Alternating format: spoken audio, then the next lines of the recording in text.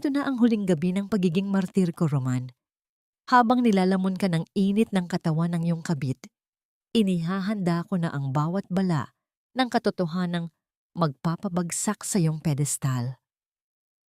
Akala mo ba ay bulag ako? Hindi. Ako ang tahimik na arkitekto ng iyong pagbagsak.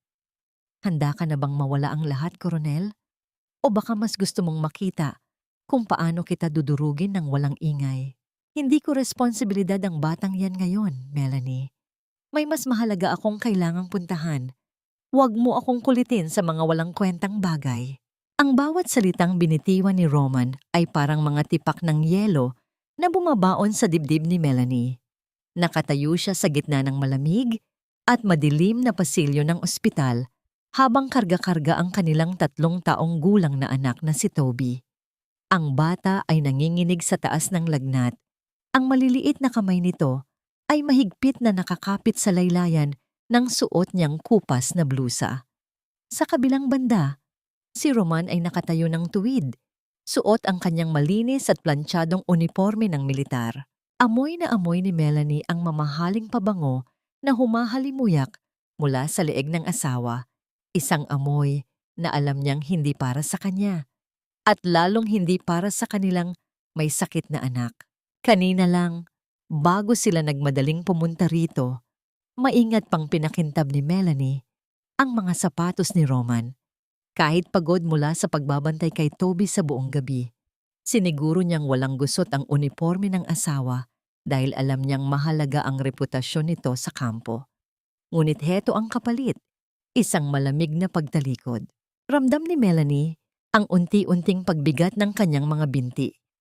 Parang may kung anong malapot na likido na bumabara sa kanyang lalamunan, kaya kahit nais niyang sumigaw at magmakaawa, walang tunog na lumalabas sa kanyang bibig. Ang paligid ay tila naglaho. Ang tanging naririnig na lamang niya ay ang mabilis at kapos na hininga ni Toby at ang bawat hakbang ng sapatos ni Roman na papalayo sa kanila. Ang bawat tunog ng pagtama ng takong nito sa semento ay tila isang martilyo na dahan-dahang dinudurog ang kanyang puso.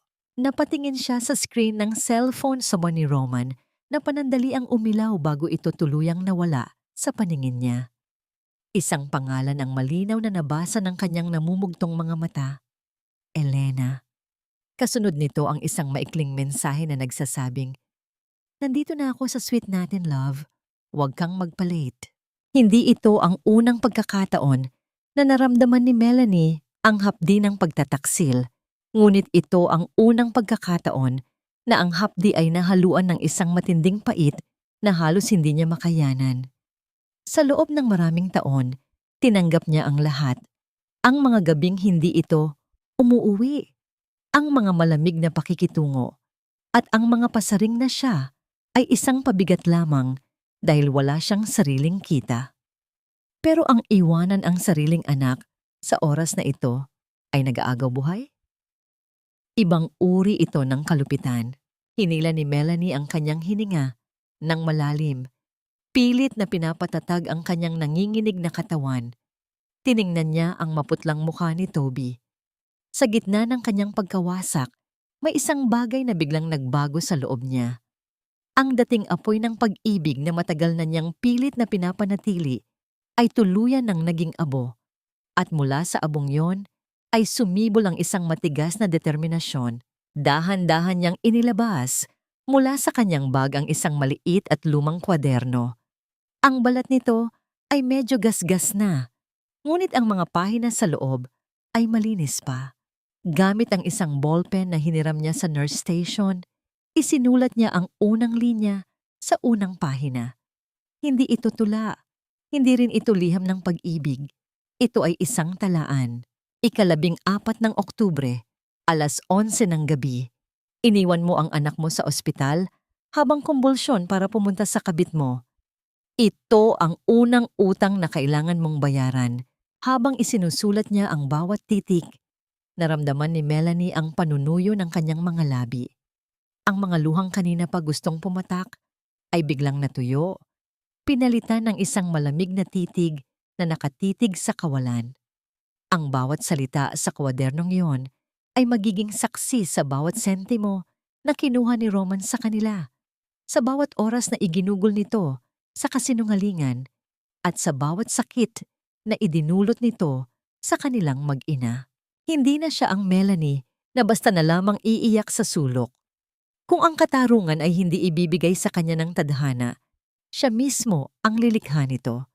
Isang tahimik na arkitekto ng kanyang sariling kaligtasan. Ngunit habang hinihintay niya ang doktor, isang tanong ang patuloy na umaalingaw-ngaw sa kanyang isipan na tila isang tinik na hindi mabunot-bunot.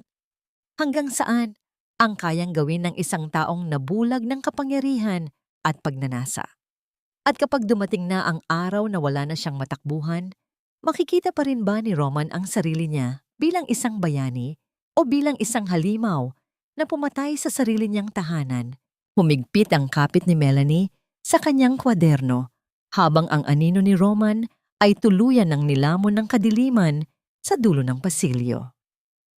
Nang magsimulang sumilip ang unang sinag ng araw sa bintana ng kanilang kusina, tila hindi nito kayang painitin ang nanunuot na lamig sa loob ng bahay. Nakatayo si Melanie sa harap ng kalan, tinititigan ang kumukulong tubig para sa kape. Ang kanyang mga mata ay namumula at may malalim na anino sa ilalim dahil sa kawalan ng tulog, ngunit ang kanyang mga kamay ay nananatiling matatag sa pag-aayos ng mga tasa. Si Toby ay mahimbing nang natutulog sa kabilang silid matapos itong mailabas sa ospital. Madaling araw pa lamang, pagkatapos bayaran ni Melanie ang bill, gamit ang huling ipon na itinago niya sa ilalim ng kanilang kutsyon. Ang tunog ng pagbukas ng pinto sa harap ay hindi nagdulot ng gulat sa kanya, kundi isang pamilyar na bigat sa sikmura. Narinig niya ang mabibigat na hakbang ni Roman, ang mga hakbang na dati ay nagbibigay sa kanya ng katiwasayan. Ngunit ngayon ay tila tunog ng isang banta. Pumasok si Roman sa kusina. Bahagyang nakakalos ang uniforme at gulo-gulo ang buhok. Pilit na nagpapakita ng pagkapagod. Inilapag niya ang kanyang gamit sa mesa nang may malakas na kalabog na bumasag sa katahimikan ng umaga. Nakakapagod ang shift kagabi. Masyadong maraming report ang kailangang tapusin sa kampo, bungad ni Roman. Ang boses niya ay puno ng pekeng pagod habang hindi man lang tinitingnan ng kanyang asawa. Hindi sumagot si Melanie. Ipinagpatuloy niya ang pagbuhos ng mainit na tubig sa tasa. Ang bawat singaw ng kape ay tila nagpapaalala sa kanya ng amoy ng mamahaling pabango na naamoy niya kay Roman sa ospital kagabi. Ang kasinungalingan ay lumalabas sa bibig ng kanyang asawa ng ganoon na lamang kadali. Parang isang script na kabisadong-kabisado na nito. Bakit hindi ka kumikibo? At nasaan ang bata? Maayos na ba siya? Dagdag ni Roman na ngayon ay tila naiirita sa katahimikan ni Melanie. Humakbang siya palapit. Ang kanyang presensya ay tila sumasakop sa maliit na espasyo ng kusina. Dahan-dahang humarap si Melanie. Bitbit ang tasa ng kape. Maayos na si Toby, Roman. Nakauwi na kami kaninang 3:00 ng madaling araw. Mag-isa. Sandaling natigilan si Roman, ngunit mabilis ding bumalik ang kanyang mapang-aping anyo. Ayan na naman tayo sa pagpapakita mo ng tampo. Melanie, intindihin mo naman na may tungkulin ako sa bayan. Hindi pwedeng palaging pamilya lang ang iniisip ko. At kung naging mas maingat ka lang sana sa pag-aalaga sa kanya, hindi siya magkakasakit ng ganyan. Kulang ka kasi sa pansin sa bata. Puro ka lang reklamo. Ang bawat salita ni Roman ay parang mga latay ng pamatok sa likod ni Melanie. Sinisisi siya nito sa pagkakasakit ng anak, habang ito ay nagpapakasasa sa bisig ng iba. Ang gaslighting na ito, ang unti-unting pagpapaduda sa kanya sa sarili niyang katinuan, ay isang laro na matagal nang ginagawa ni Roman. Ngunit sa pagkakataong ito, hindi hinayaan ni Melanie na pumasok ang mga salitang yon sa kanyang puso. Sa halip, hinayaan niya ang mga ito na dumaan lamang habang tinitipon niya ang bawat isa sa kanyang isipan para itala mamaya. Kumain ka na. May pandesal dyan, mahinang sabi ni Melanie bago siya tumalikod at pumasok sa silid kung nasaan ang kanyang kwaderno. sa loob ng silid habang naririnig niya ang tunog ng kutsara na tumatama sa plato ni Roman sa labas. Mabilis na isinulat ni Melanie. 15 ng Oktubre, 7:00 ng umaga. Umuwi siyang may dalang kasinungalingan tungkol sa duty. Sinisi niya ako sa pagkakasakit ni Toby. Ang bawat salita niya ay patunay ng kanyang kawalan ng dangal. Ang kanyang kamay ay nanginginig, hindi dahil sa takot, kundi dahil sa matinding pagpipigil. Gusto niyang sumabog, gusto niyang ihagis ang kwadernong ito sa mukha ni Roman at isigaw ang lahat ng alam niya. Ngunit alam niyang hindi iyon ang paraan para manalo. Ang emosyon ay isang luho na hindi niya kayang ibigay sa asawa ngayon. Ang kailangan niya ay ebidensya. Ang kailangan niya ay ang malamig at matalas na katotohanan. Lumabas si Melanie nang marinig niyang tumunog ang cellphone ni Roman na naiwan sa ibabaw ng mesa habang ang asawa ay nasa banyo. Isang notification ang lumabas mula sa isang social media app. Hindi niya mapigilang sulyapan ito.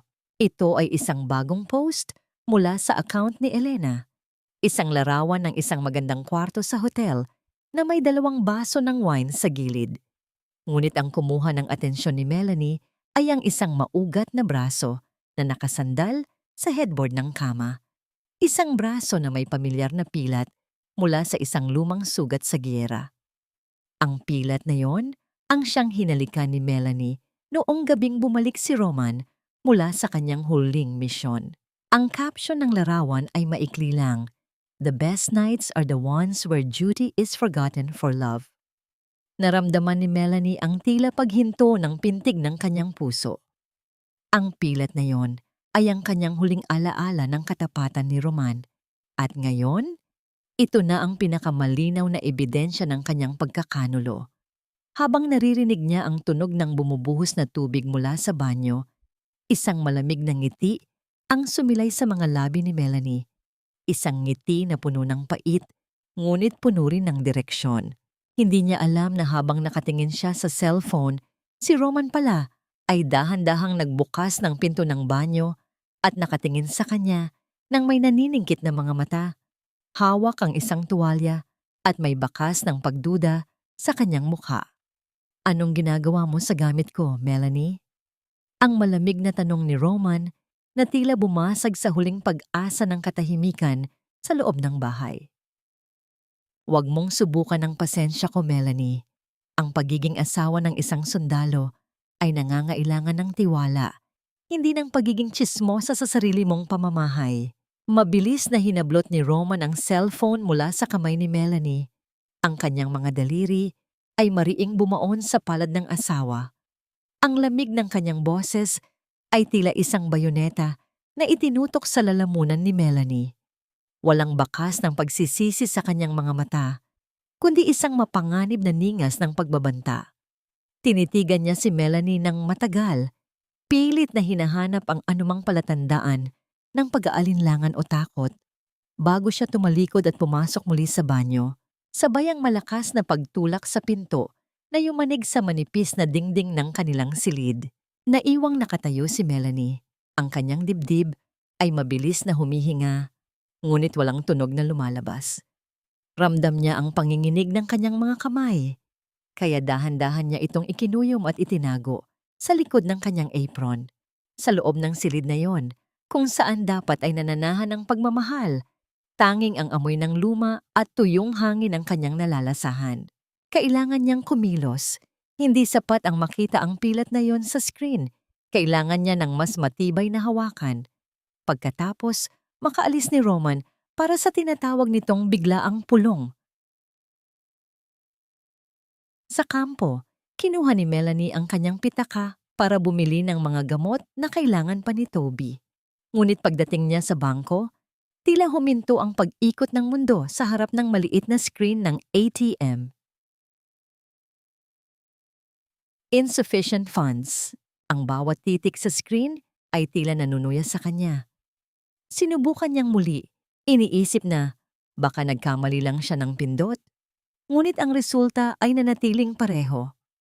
Ang kanilang joint savings account, ang perang inilaan para sa pag-aaral ni Toby at para sa mga emergency tulad ng nangyari kagabi, ay halos wala ng laman.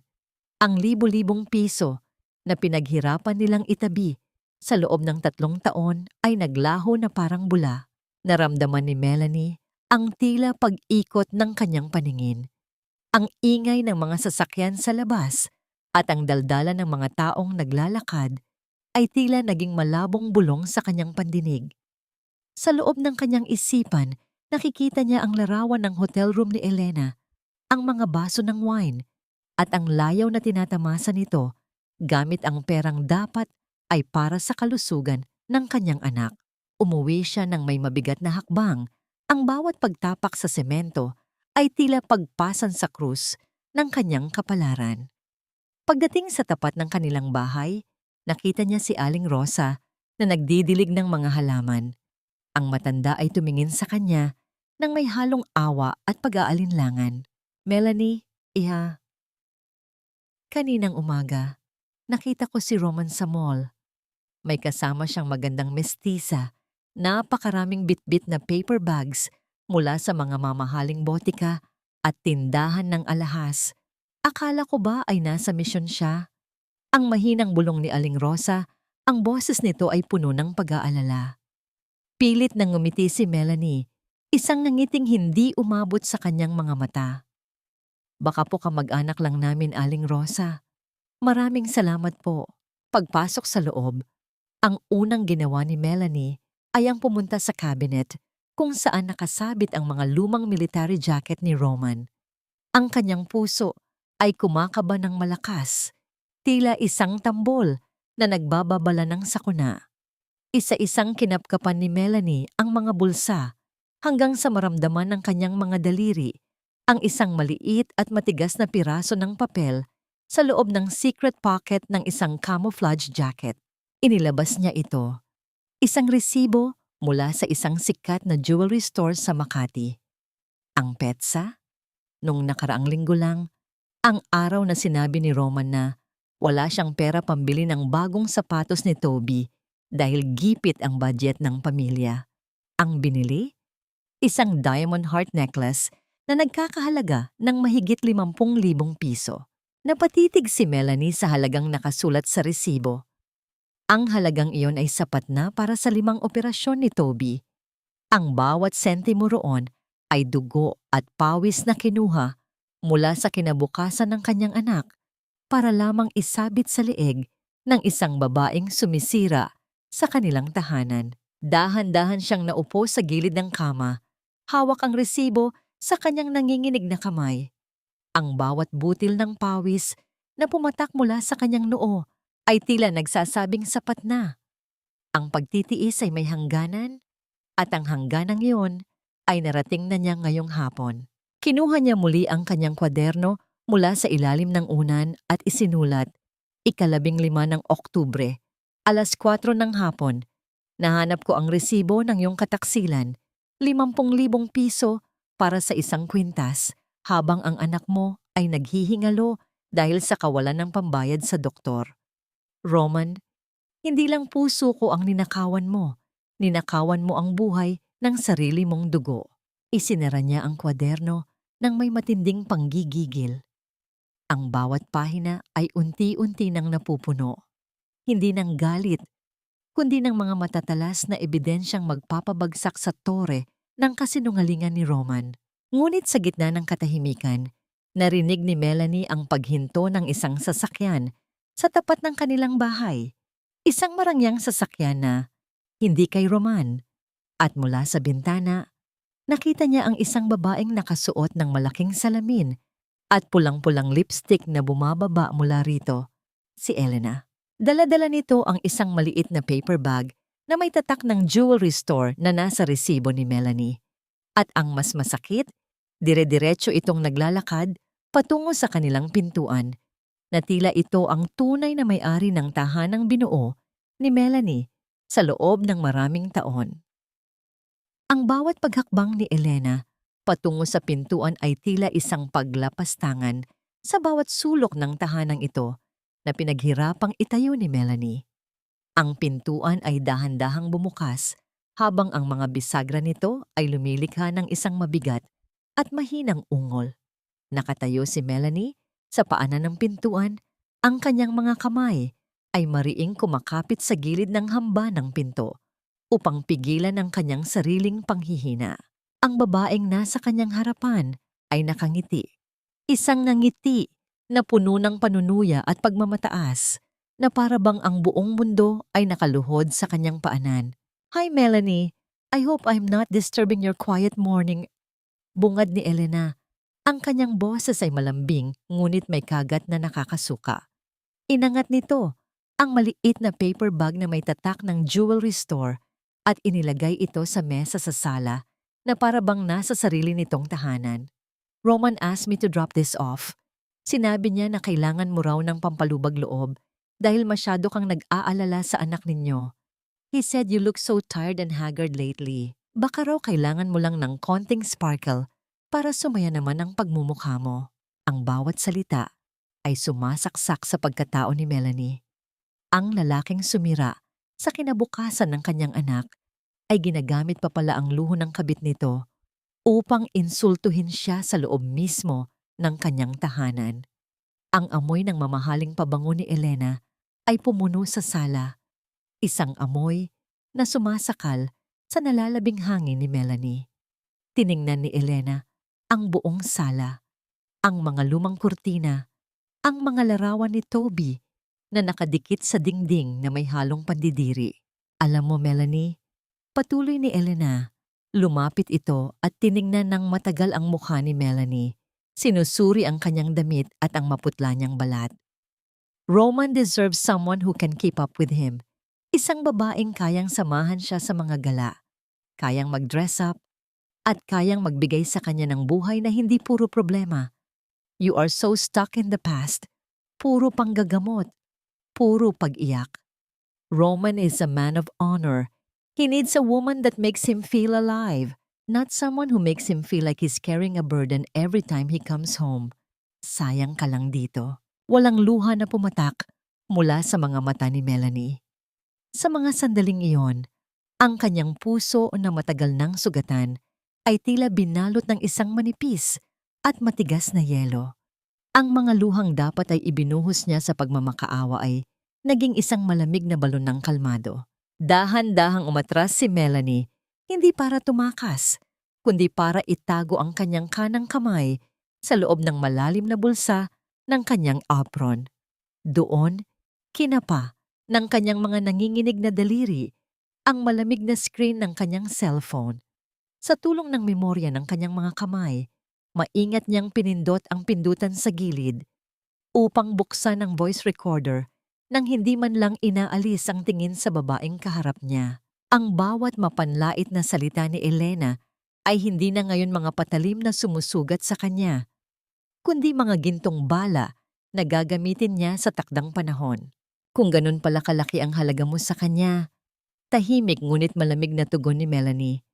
"Bakit hindi pa niya ako iniiwan ng formal? Bakit nagtatago pa rin kayo sa mga hotel at hindi lumabas sa liwanag?" Tumawa si Elena.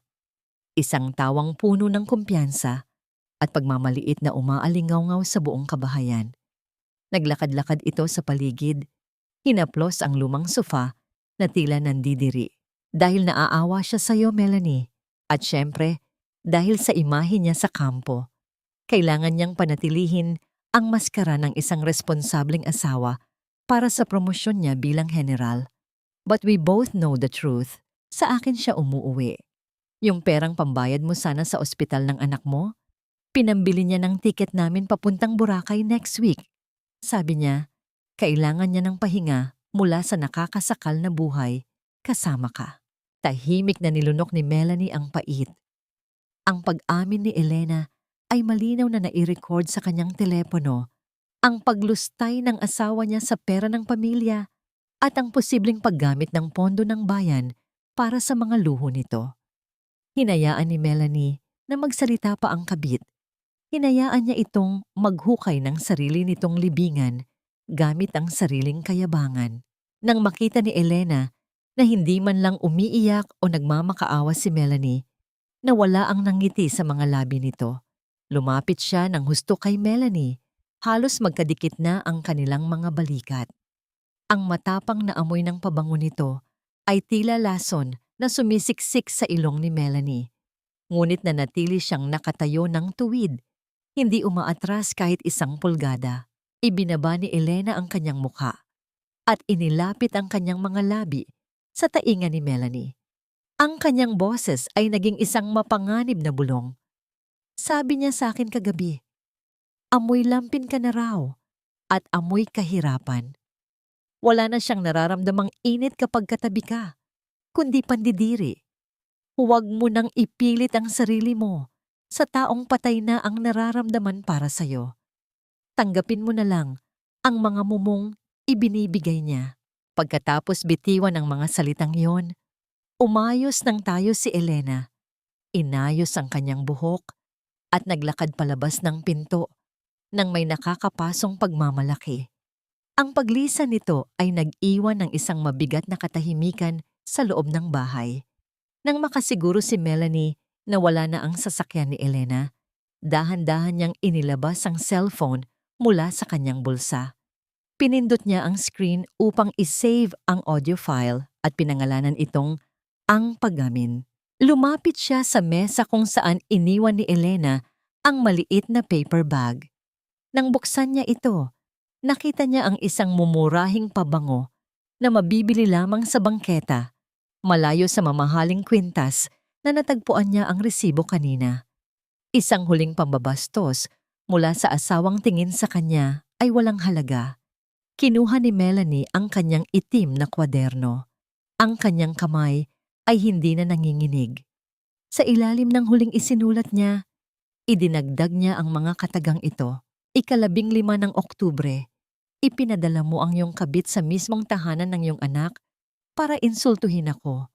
Nakuha ko ang kanyang boses, nakuha ko ang iyong plano. Ang pabangong ito ay hindi makakatago sa nabubulok mong pagkatao, Roman. Isinara niya ang kwaderno at tumingin sa pintuan ng kwarto ni Toby. Ang maskara ng pagiging mahinang asawa ay tuluyan na niyang hinubad.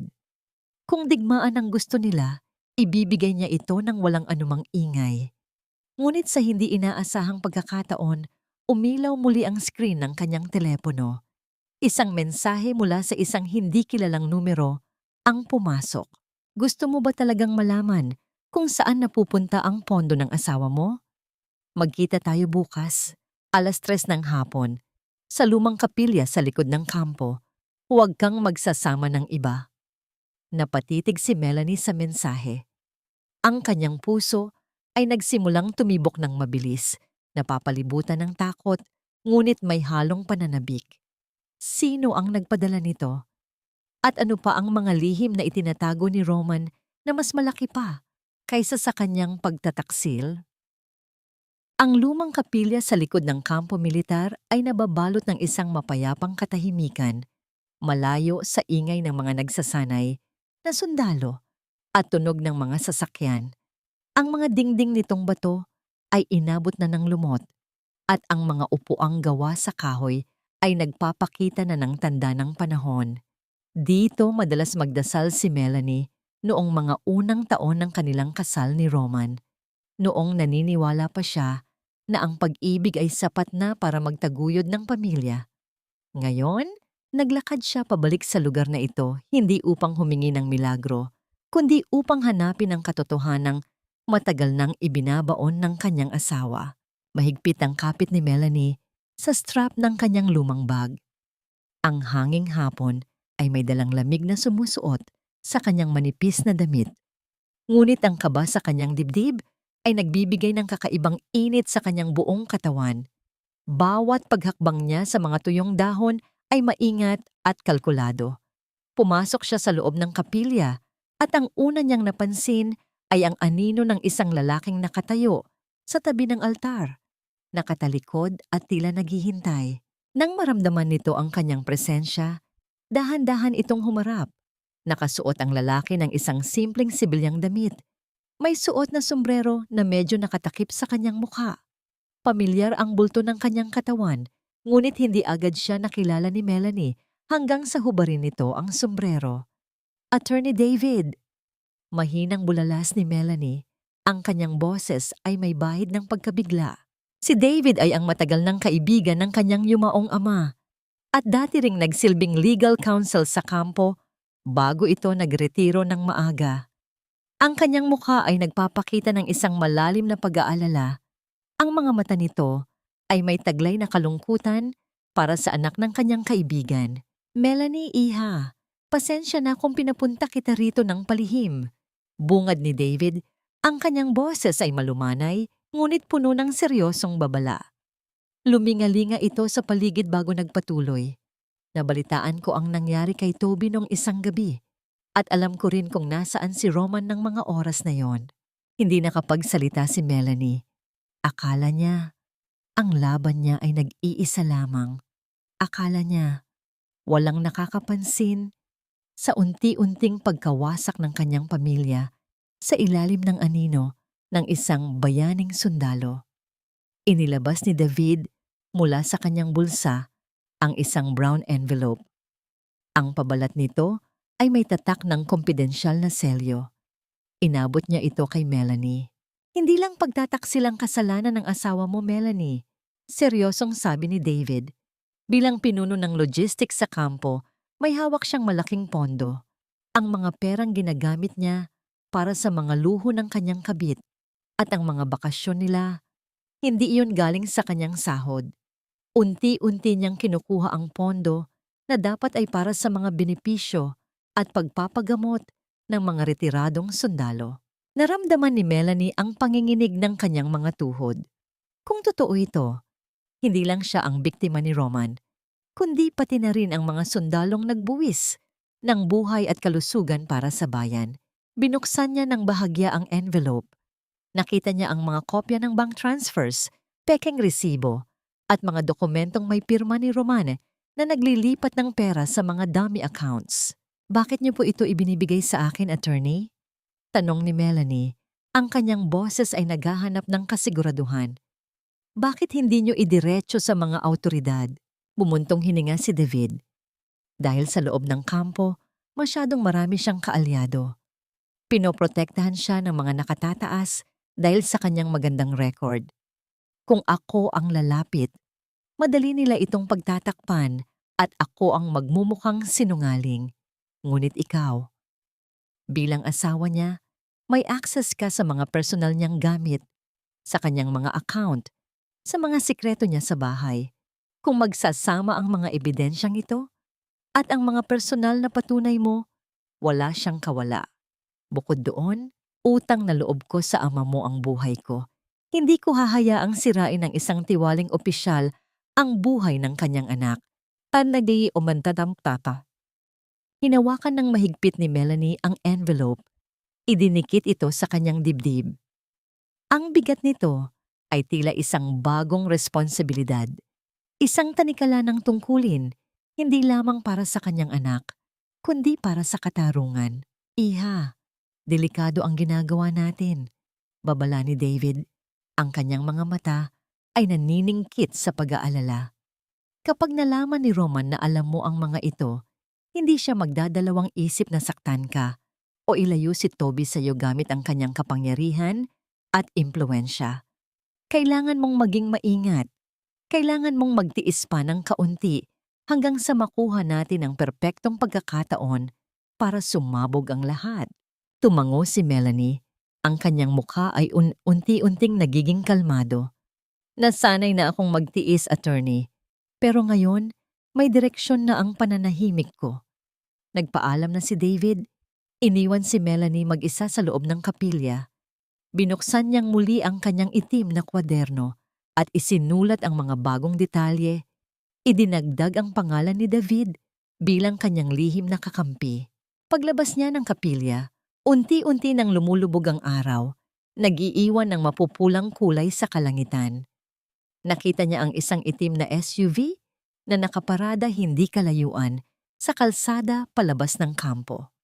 Ang bintana nito ay bahagyang nakababa at mula roon, nakita niya ang matalim na titig ng isang pamilyar na muka. Isa sa mga matapat na tauhan ni Roman. Huminto ang pagtibok ng puso ni Melanie. Nakita kaya ng tauhang ito ang pagkikita nila ni David? O nagmamanman lamang ito sa kanyang mga kilos habang ang SUV ay dahan-dahang umaandar palayo? Naramdaman ni Melanie ang malamig na pawis na tumutulo sa kanyang likuran. Ang laro ng taguan ay naging isang mapanganib na laro ng buhay at kamatayan. Ang pag-ikot ng gulong ng itim na SUV palayo ay nag-iwan ng alikabok na nagpalabo sa paningin ni Melanie. Ngunit ang pagbabanta nito ay malinaw na nakaukit sa kanyang isipan. Maingat niyang itinago ang brown envelope sa pinakailalim ng kanyang bag. Binalot ito ng kanyang lumang shawl upang hindi mahalata. Bawat hakbang pabalik sa kanilang bahay ay tila binibilang niya. Pakiramdam niya ay may mga matang sumusunod sa bawat paggalaw ng kanyang anino. Pagsapit ng gabi, ang tahimik na bahay nila ay nag-iba ng atmospera. Nakaupo si Roman sa sala, ang kanyang uniforme ay nakahang sa silya habang hinihimas niya ang isang baso ng whiskey. Ang kanyang postura ay kalmado, ngunit ang hangin sa paligid niya ay mabigat at puno ng pagduda. Si Toby ay natutulog sa kwarto. Ang paghinga nito ay maayos na. Isang maliit na ginhawa sa gitna ng namumuong bagyo sa loob ng dibdib ni Melanie. Nang pumasok si Melanie sa sala, dala ang isang basong tubig para sa sarili. Hindi inalis ni Roman ang tingin sa kanya. Ang mga mata nito ay nagmamasid, parang isang ahas na tinitingnan ang kahinaan ng kanyang biktima bago ito sumalakay. "Saan ka galing kaninang hapon, Melanie?" Ang tanong ni Roman. Ang boses nito ay banayad, ngunit may nakatagong tinik. Sabi ni Corporal Reyes, nakita ka raw niya malapit sa lumang kapilya sa likod ng kampo. Wala ka namang sakit at hindi na tayo palasimba. Anong ginagawa mo doon? Pinilit ni Melanie na panatilihing payapa ang kanyang mukha, kahit ang kanyang puso ay nagwawala sa kaba. Ang pangalang Corporal Reyes ay kumumpirma sa kanyang hinala kanina. "Nagdasal lang ako, Roman. Nagpasalamat ako dahil umayos na ang pakiramdam ni Toby pagkatapos ng nangyari noong isang gabi." Kalmadong sagot ni Melanie. Ang kanyang boses ay pantay at walang bahid ng panginginig. Inilapag niya ang baso ng tubig sa mesa, iniwasan ang direktang pagtingin sa mga mata ng asawa. "Pati ba naman ang pagdadasal ko para sa kalusugan ng anak natin, kailangan mong questionin?" Tumayo si Roman, unti-unting lumapit sa kanya. Ang amoy ng alak ay humahalo sa kanyang natural na amoy. Huminto siya ilang pulgada mula kay Melanie. Ang tangkad niya ay sadyang idinisenyo upang magbigay ng pananakot. "Wala akong pakialam sa pagdadasal mo, Melanie. Ang pakialam ko ay ang kilos mo. Hindi ka dapat umaaligid sa kampo kung wala kang mahalagang sadya. Baka may makakita sa iyong matataas na opisyal at isipin nilang hinahayaan ko ang asawa kong magmukhang pulubi sa pag-alagala sa mga liblib na bahagi ng kampo." Hinawakan ni Roman ang baba ni Melanie. Pilit itong iniangat upang magtagpo ang kanilang paningin. Ang kanyang mga daliri ay mariing nakadiin sa panga ng asawa. "At lalong huwag mong idahilan sa akin ang bata. Dahil alam nating dalawa na kung inalagaan mo lang sana siya ng maayos, hindi na kayo aabot sa ospital. Naiintindihan mo ba?" Hindi. Ang gaslighting ni Roman ay lalong naging matalas. Ginamit niya muli ang pagkakasakit ni Toby para iparamdam kay Melanie ang kanyang pagkukulang bilang ina, upang ilipat ang pansin mula sa kanyang mga kasalanan papunta sa gawa-gawang pagkukulang ni Melanie. Ito ang taktika ni Roman, ang sirain ng pag-asa at kumpiyansa ni Melanie hanggang sa maniwala ito na wala itong kwenta kung wala siya. Ngunit ang hindi alam ni Roman, ang bawat panlalait niya ay nagpapalakas lamang sa pader na itinatayo ni Melanie sa kanyang puso. Tiniis ni Melanie ang sakit sa kanyang panga at dahan-dahang tumango. "Naiintindihan ko, Roman." Binitiwan siya ni Roman na tila nandidiri at bumalik sa pag-upo. "Mag-ayos ka ng mga gamit ko bukas. Aalis ako papuntang probinsya para sa isang misyon na tatagal ng 1 linggo. Siguraduhin mong walang kulang sa mga isusuot ko. Isang misyon. Alam ni Melanie ang ibig sabihin nito. Ito ang biyahe papuntang Boracay na ibinida ni Elena kaninang umaga. Ang bakasyong pinunduhan ng perang dapat ay para kay Toby at para sa mga veteranong sundalo. Pumasok si Melanie sa kwarto at dumiretso sa aparador. Habang tahimik niyang inilalabas ang mga uniforme at sibilyang damit ni Roman para ilagay sa maleta, patuloy ang pag-ikot ng kanyang isip. Ang isang linggong pagkawala ni Roman ay isang pambihirang pagkakataon. Isang linggo para masuri niya nang malaya ang mga natitirang ebidensya sa bahay. Isang linggo para makipag-ugnayan muli kay Attorney David. At isang linggo para patibayin ang kasong isasampa niya sa military court. Habang maingat niyang tinitiklop ang paboritong polo shirt ni Roman, napansin niya ang isang maliit na mantsa ng red wine sa kwelyo nito. Isang patunay ng mga gabi ng pagpapakasasa sa kasalanan. Ipinasok niya ito sa maleta, ngunit hindi bago niya lihim na pinunit ng bahagya ang laylayan ng tahi. Isang maliit na paghihiganti na hindi agad mapapansin, ngunit sapat na para magbigay ng inis kay Roman kapag isinuot niya ito. Sa kalagitnaan ng gabi, habang mahimbing na natutulog si Roman, tahimik na bumangon si Melanie. Binuksan niya ang kanyang itim na kwaderno at sa ilalim ng maliwanag na sinag ng buwan na tumatagos sa bintana, isinulat niya ang mga bagong detalye ng misyon ng asawa, kasama ang impormasyon tungkol kay Corporal Reyes na nagbabantay sa kanya. Idinagdag niya sa dulo ng pahina, 16 ng Oktubre, ipinagmamalaki mo ang iyong kapangyarihan sa pagkontrol sa akin. Ngunit ang hindi mo alam, ang bawat pag-alis mo para magpakasaya sa kasalanan ay nagbibigay sa akin ng oras upang itayo ang entablado ng iyong pagbagsak.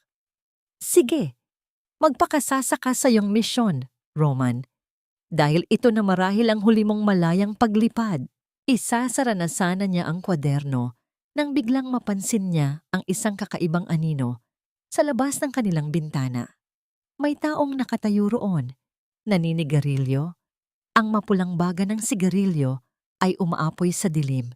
Pilit niyang inaaninag ang mukha sa pamamagitan ng maliit na siwang ng kurtina at nakita niya ang uniforme ng isang sundalo.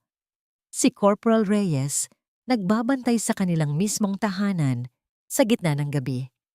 Ang kamay ng asawa niya ay hindi lang mahaba. Ito ay nasa mismong bakuran nila.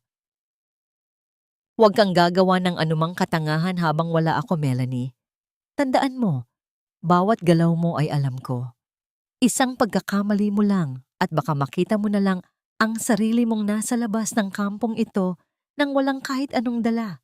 Pati ang anak mo. Ang banta ni Roman ay tila isang malamig na hampas ng hangin sa madaling araw habang inilalagay niya ang kanyang maleta sa likod ng sasakyan. Hindi man lang niya tiningnan si Melanie. Ang kanyang atensyon ay nasa kanyang relo. Tila hindi na makapaghintay na makatakas mula sa responsibilidad ng kanyang tahanan. Ang bawat salita niya ay punong-puno ng pagmamaliit na para bang isang ari-arian lamang si Melanie na maari niyang itapon anumang oras na gustuhin niya. Nakatayo si Melanie sa bukana ng pinto. Yakap-yakap ang kanyang sarili laban sa ginaw ng umaga. Pinilit niyang magmukhang mahina. Ang kanyang mga balikat ay nakalaylay at ang kanyang mga mata ay nakatingin sa lupa. Ito ang maskara na kailangan niyang isuot. Ang maskara ng isang takot at sunod-sunuran na asawa. Opo, Roman. Mag-iingat ka sa biyahe mo, mahinang sagot ni Melanie. Ang kanyang boses ay sadyang pinatinig na nangangatog.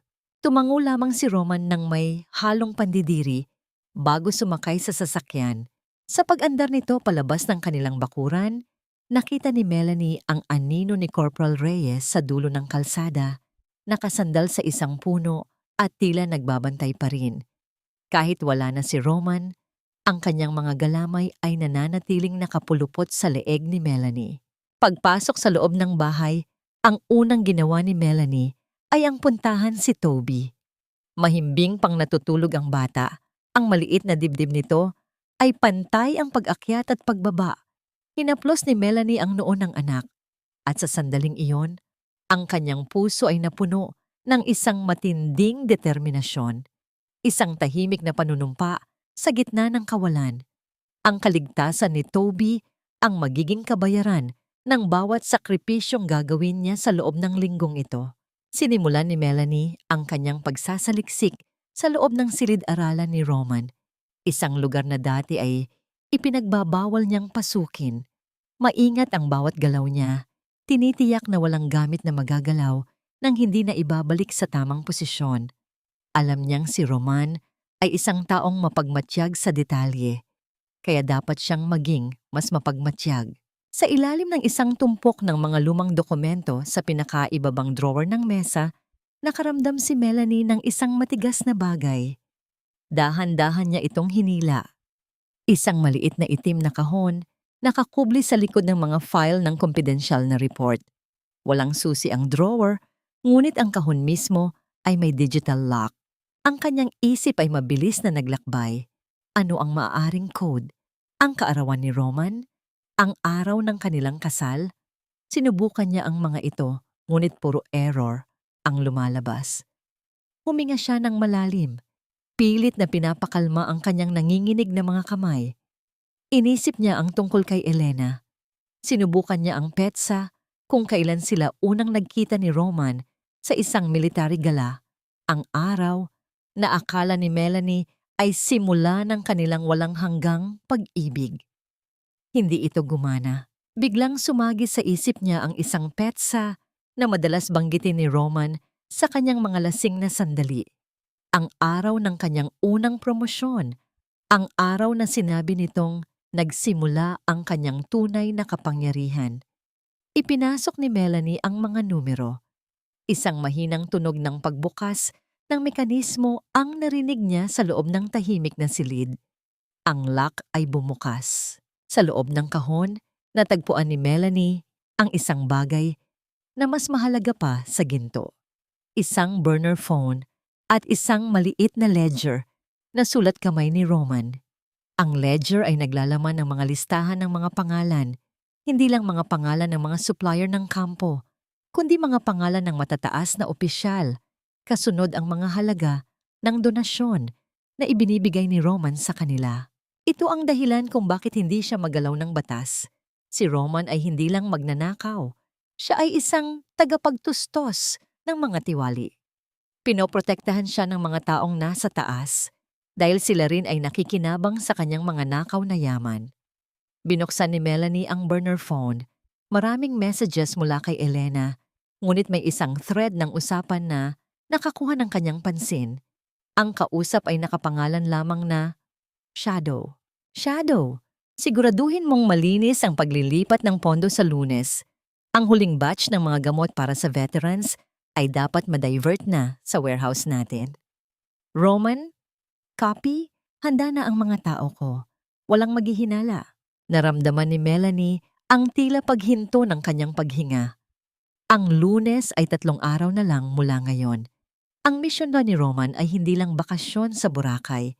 Ito ay isang operasyon para sa isang malaking nakawan ng mga medical supplies na dapat ay para sa mga may sakit na veterano. Habang binabasa ang mga mensahe, narinig ni Melanie ang isang mahinang tunog ng pagkaluskos mula sa labas ng bintana ng silid-aralan. Ang tunog ng mga sapatos na tumatapak sa tuyong damo. Dahan-dahan niyang isinara ang ledger at ibinalik ito sa kahon, ngunit sa bilis ng kanyang kilos, aksidente niyang naitabig ang isang plorera sa ibabaw ng mesa. Ang tunog ng pagbasag nito ay tila isang pagsabog sa gitna ng katahimikan ng bahay. Napatigil si Melanie. Ang kanyang puso ay tumitibok ng ganoon na lamang kabilis. Sa labas, nakita niya ang anino ng isang tao na tumitigil sa mismong tapat ng bintana. Ang anino ay dahan-dahang lumalapit at nakita ni Melanie ang pag-ikot ng doorknob ng silid-aralan mula sa labas. Sino ang papasok? Si Corporal Reyes ba na may susi sa bahay? O bumalik si Roman dahil may nakalimutan? Ang tanging alam ni Melanie ay hawak pa rin niya ang burner phone sa kanyang kamay at wala na siyang oras para itago ito. Ang bawat piraso ng kristal na kumalat sa sahig ay tila mga bituing bumagsak mula sa langit na ngayon ay nagbabadyang sugatan ang bawat yapak ni Melanie. Ang tibok ng kanyang puso ay tila isang tambol na nagngangalit sa loob ng kanyang dibdib, sapat na upang malunod ang anumang iba pang tunog sa loob ng silid. Alam niya, sa oras na bumukas ang pintong iyon, hindi lamang ang kanyang plano ang masisira, kundi ang kaligtasan nila ni Toby. Dahan-dahang bumukas ang pinto. Ang liwanag mula sa pasilyo ay gumuhit ng isang mahabang anino sa sahig at doon tumambad si Corporal Reyes. Ang kanyang muka ay walang emosyon. Ang kanyang mga mata ay naniningkit habang tinitingnan ang nabasag na florera at ang nanginginig na si Melanie. Ma'am Melanie, anong ginagawa niyo rito sa opisina ni Sir? Ang tanong ni Reyes. Ang boses nito ay puno ng hinala. Ang kanyang kanang kamay ay nakapatong sa kanyang bewang, malapit sa kanyang holster, isang kilos na nagpapaalala kay Melanie na ang lalaking ito ay hindi lang isang katulong, kundi isang bantay. Mabilis na isinilid ni Melanie ang burner phone sa loob ng malalim na bulsa ng kanyang apron, kasama ang kanyang nanginginig na kamao. Pilit siyang huminga ng malalim at pinalabas ang isang matalim na buntong hininga ng pagkapagod.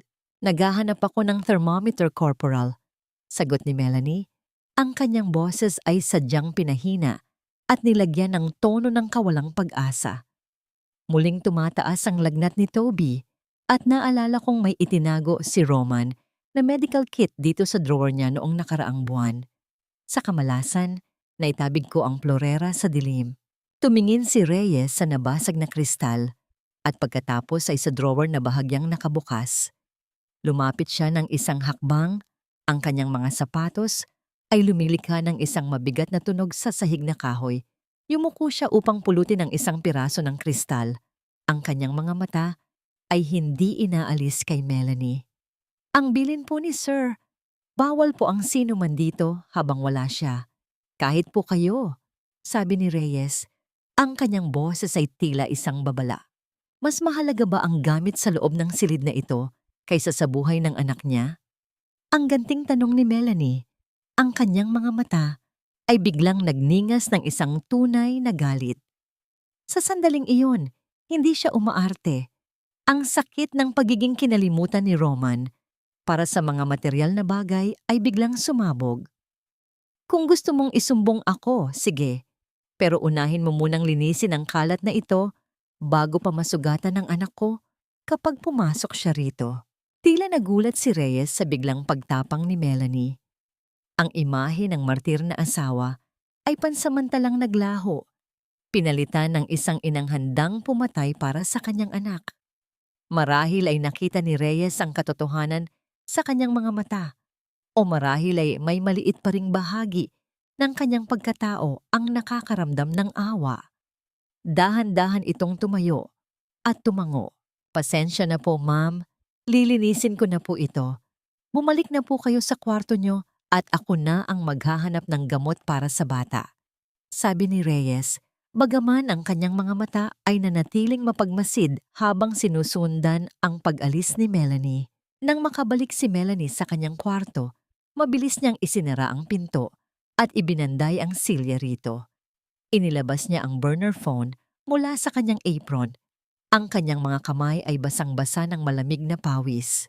Binuksan niya muli ang messages at doon ay may napansin siyang isang bagay na hindi niya nakita kanina dahil sa pagmamadali. May isang nakasave na draft na mensahe sa burner phone. Isang mensahe na hindi pa naipapadala ni Roman. Draft. Huwag kang mag-alala, Elena. Pagkatapos ng operasyon sa Lunes, may sapat na tayong pera para lumipad patungong Switzerland. Hahayaan ko na ang mga basurang naiwan sa bahay na mabulok sa sarili nilang hirap. Hindi na nila tayo mahahabol. Naramdaman ni Melanie ang tila isang malamig na saksak sa kanyang likuran. Ang balak ni Roman ay hindi lang ang magnakaw. Balak niya silang iwanan ni Toby ng tuluyan at tuluyang maglaho. Kasama ang kabit at ang nakaw na yaman. Ang bawat sakripisyo ni Melanie, ang bawat pagtitiis niya sa loob ng maraming taon, ay itatapon lamang ni Roman na parang isang basurang wala ng pakinabang. Ngunit may isang bagay pang nakakuha ng kanyang atensyon sa burner phone. Isang incoming call ang biglang lumitaw sa screen. Ang pangalan ng tumatawag? General Sanchez. Ang General Sanchez na ito ay ang direktang nakatataas kay Roman. Ang taong dapat ay nagpaparusa sa kanya. Ngunit ngayon ay tila kalaro niya sa madilim na mundong ito. Nanginginig ang kamay ni Melanie habang tinititigan ang tumutunog na cellphone. Sasagutin ba niya o hahayaan niya itong mamatay? Bago pa siya makapagdesisyon, narinig niya ang isang mahinang katok sa kanyang pintuan. Hindi ito ang malakas na katok ni Reyes. Ito ay isang mahina, tila nag-aalinlangang katok. "Mama, may tao po sa bintana." Ang mahinang boses ni Toby mula sa kabilang panig ng pinto, puno ng takot. Mabilis na itinago ni Melanie ang burner phone at binuksan ang pinto. Si Toby ay nakatayo roon, nakaturo ang maliit na daliri sa bintana ng kanyang kwarto na nakaharap sa likurang bahagi ng kanilang bakuran. Doon, sa ilalim ng malamlam na liwanag ng buwan, nakita ni Melanie ang isang anino, isang taong hindi nakauniporme, ngunit may hawak na kamera at tila kinukunan ng larawan ang loob ng kanilang bahay. Hindi lang si Roman ang may mga mata, may iba pang nanonood sa kanila. At ang tanong ay, kakampi ba sila? O isa pang kaaway na handang sumila sa kanila sa gitna ng gabi? Sa mundong ito, ang katahimikan ay hindi palaging kapayapaan. Kung minsan, ito ang hudyat ng paparating na unos, na handang lumamon sa lahat ng iyong pinahahalagahan. Hinila ni Melanie si Toby papalayo sa bintana. Ang kanyang katawan ay naging kalasag para sa bata, habang ang kanyang mga mata ay pilit na inaaninag ang kadiliman sa labas. Ang bawat bulto ng puno at bawat anino ng halaman sa kanilang bakuran ay tila naging mga halimaw na naghihintay ng pagkakataong sumalakay. "Hush, Toby! Dito ka lang sa likod ni Mama. Huwag kang gagawa ng ingay," bulong ni Melanie. Ang kanyang boses ay parang isang haplos ng hangin na nagpapakalma sa nanginginig na bata. Binitbit niya si Toby patungo sa sulok ng silid kung saan hindi sila makikita mula sa labas. Ang burner phone sa kanyang bulsa ay muling nag-vibrate, isang mahinang ugong na tila isang babala mula sa kailaliman.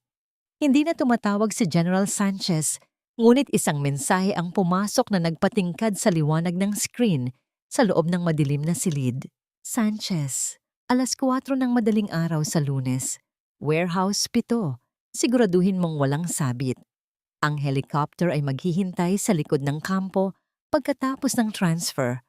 Don't make me regret choosing you, Roman." Ang bawat salita ay tila isang pako na ibinabaon sa plano ni Roman.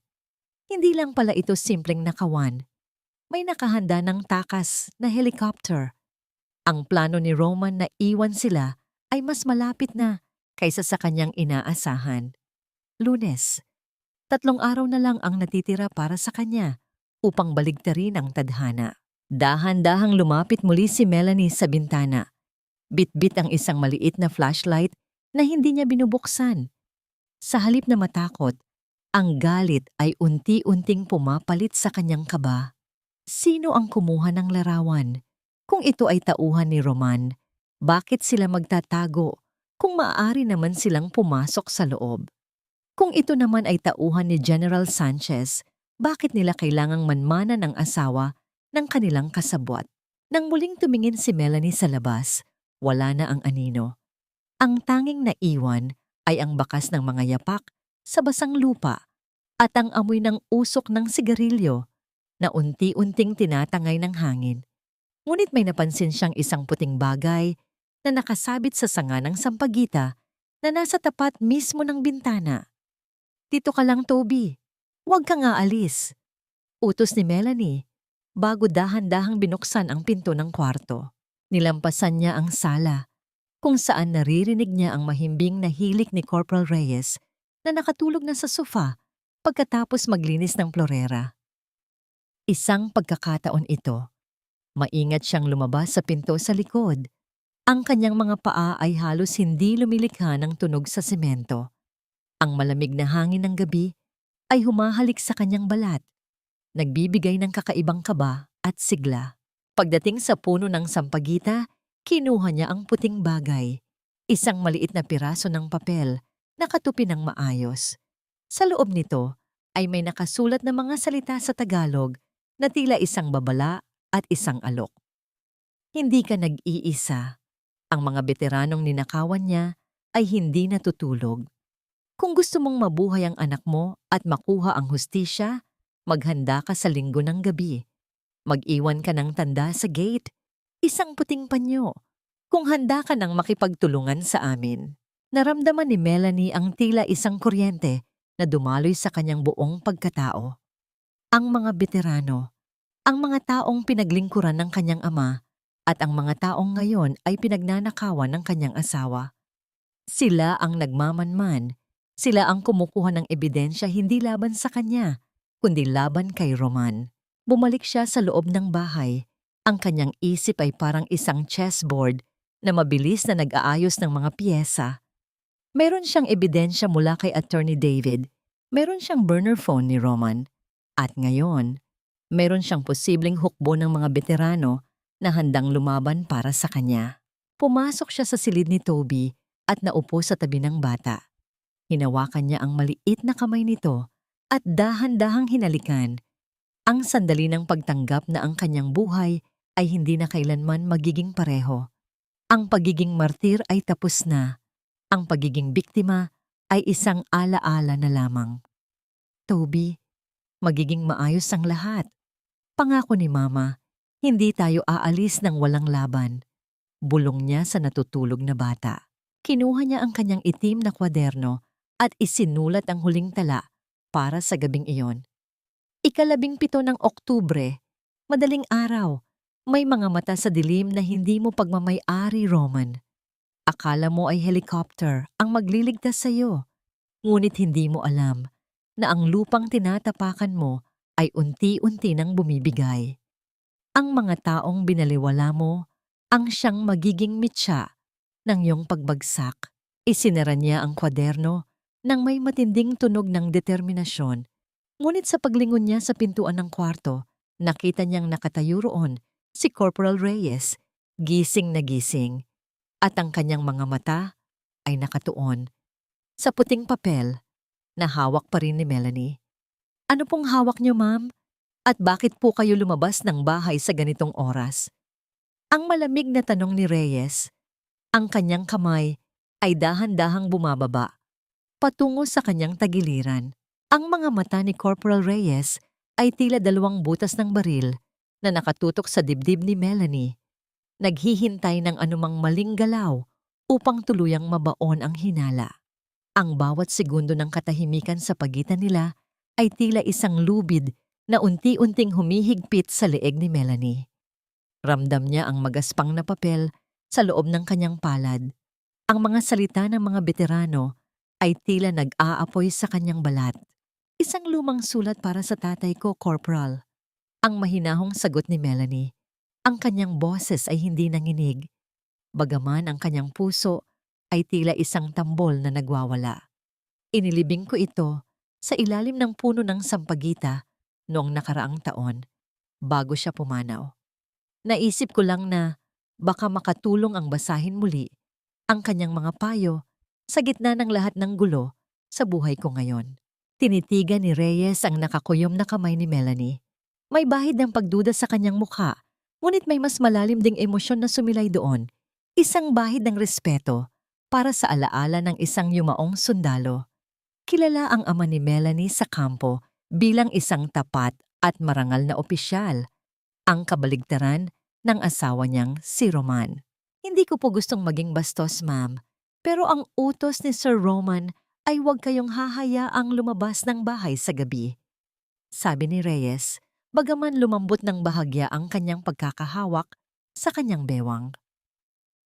Ibigay niyo na po sa akin ang papel na yan. Ako na ang magtatapon kung basura na yan. O itatago ko kung mahalaga. Hindi ito basura, Corporal? Ang matigas na tugon ni Melanie. Humahakbang siya palapit sa sundalo. Ang kanyang mga mata ay diretsong nakatingin sa mga mata nito. Ito ay ang tanging bagay na nagpapaalala sa akin kung ano ang tunay na kahulugan ng dangal. Isang bagay na tila nakakalimutan na sa loob ng pamamahay na ito. Gusto mo bang kunin ang huling alaala ko mula sa aking ama? Sige, kunin mo.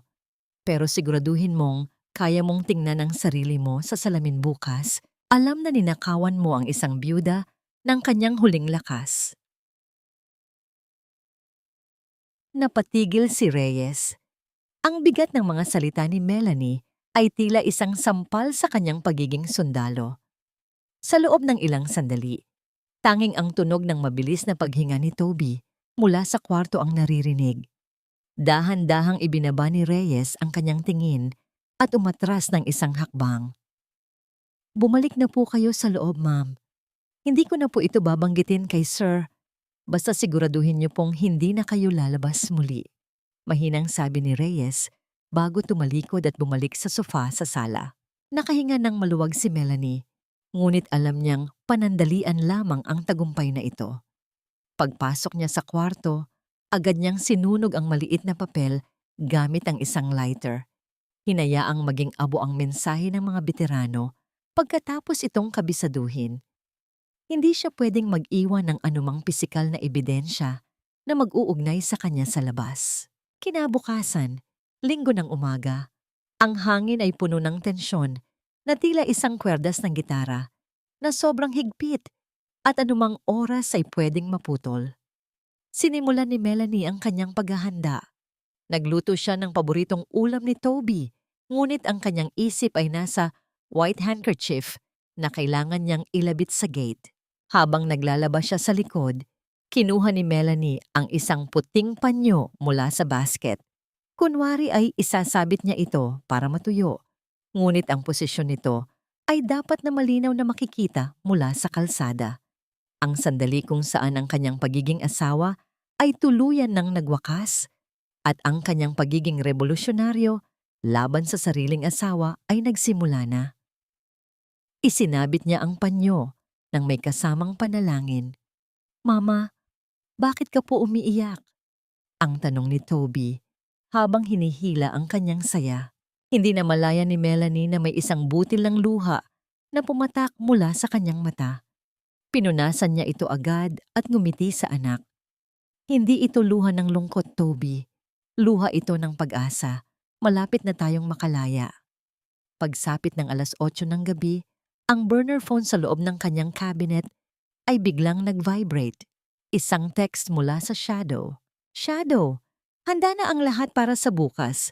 Huwag kang matutulog ng mahimbing ngayong gabi. Kapag narinig mo ang 3 mahinang katok sa bintana ng kusina, buksan mo. May kukunin kang gamit. Napatitig si Melanie sa screen. Sino ang kakatok? Ang mga veterano ba? O ang mga kasabwat ni Roman? Sa gitna ng kanyang pag-iisip, biglang tumunog ang telepono sa bahay. Ito ang landline na bihirang tumunog sa ganitong oras. Sinagot ito ni Melanie nang may kaba. Hello? Melanie! Ang boses ni Roman sa kabilang linya. Malat at tila pagod, ngunit may kasamang panganib. May nakita akong kakaiba sa dashboard ng sasakyan ko bago ako umalis. Isang resibo na hindi ko matandaan kung saan galing. Alam mo ba kung sino ang huling humawak sa mga gamit ko sa opisina? Naramdaman ni Melanie ang tila paghinto ng kanyang mundo. Ang resibo ng kwintas ni Elena. Maaaring nahulog niya ito habang nagmamadaling lumabas ng opisina ni Roman noong nakaraang araw. Huwag mong subukan na gawin akong tanga, Melanie. Alam nating dalawa na walang ibang papasok sa opisina ko, kundi ikaw. Anong hinahanap mo? Anong nalaman mo? Ang boses ni Roman sa kabilang linya ay tila isang matalas na labaha na dahan-dahang humihiwa sa lakas ng loob ni Melanie. Nakatayo siya sa gitna ng madilim na kusina.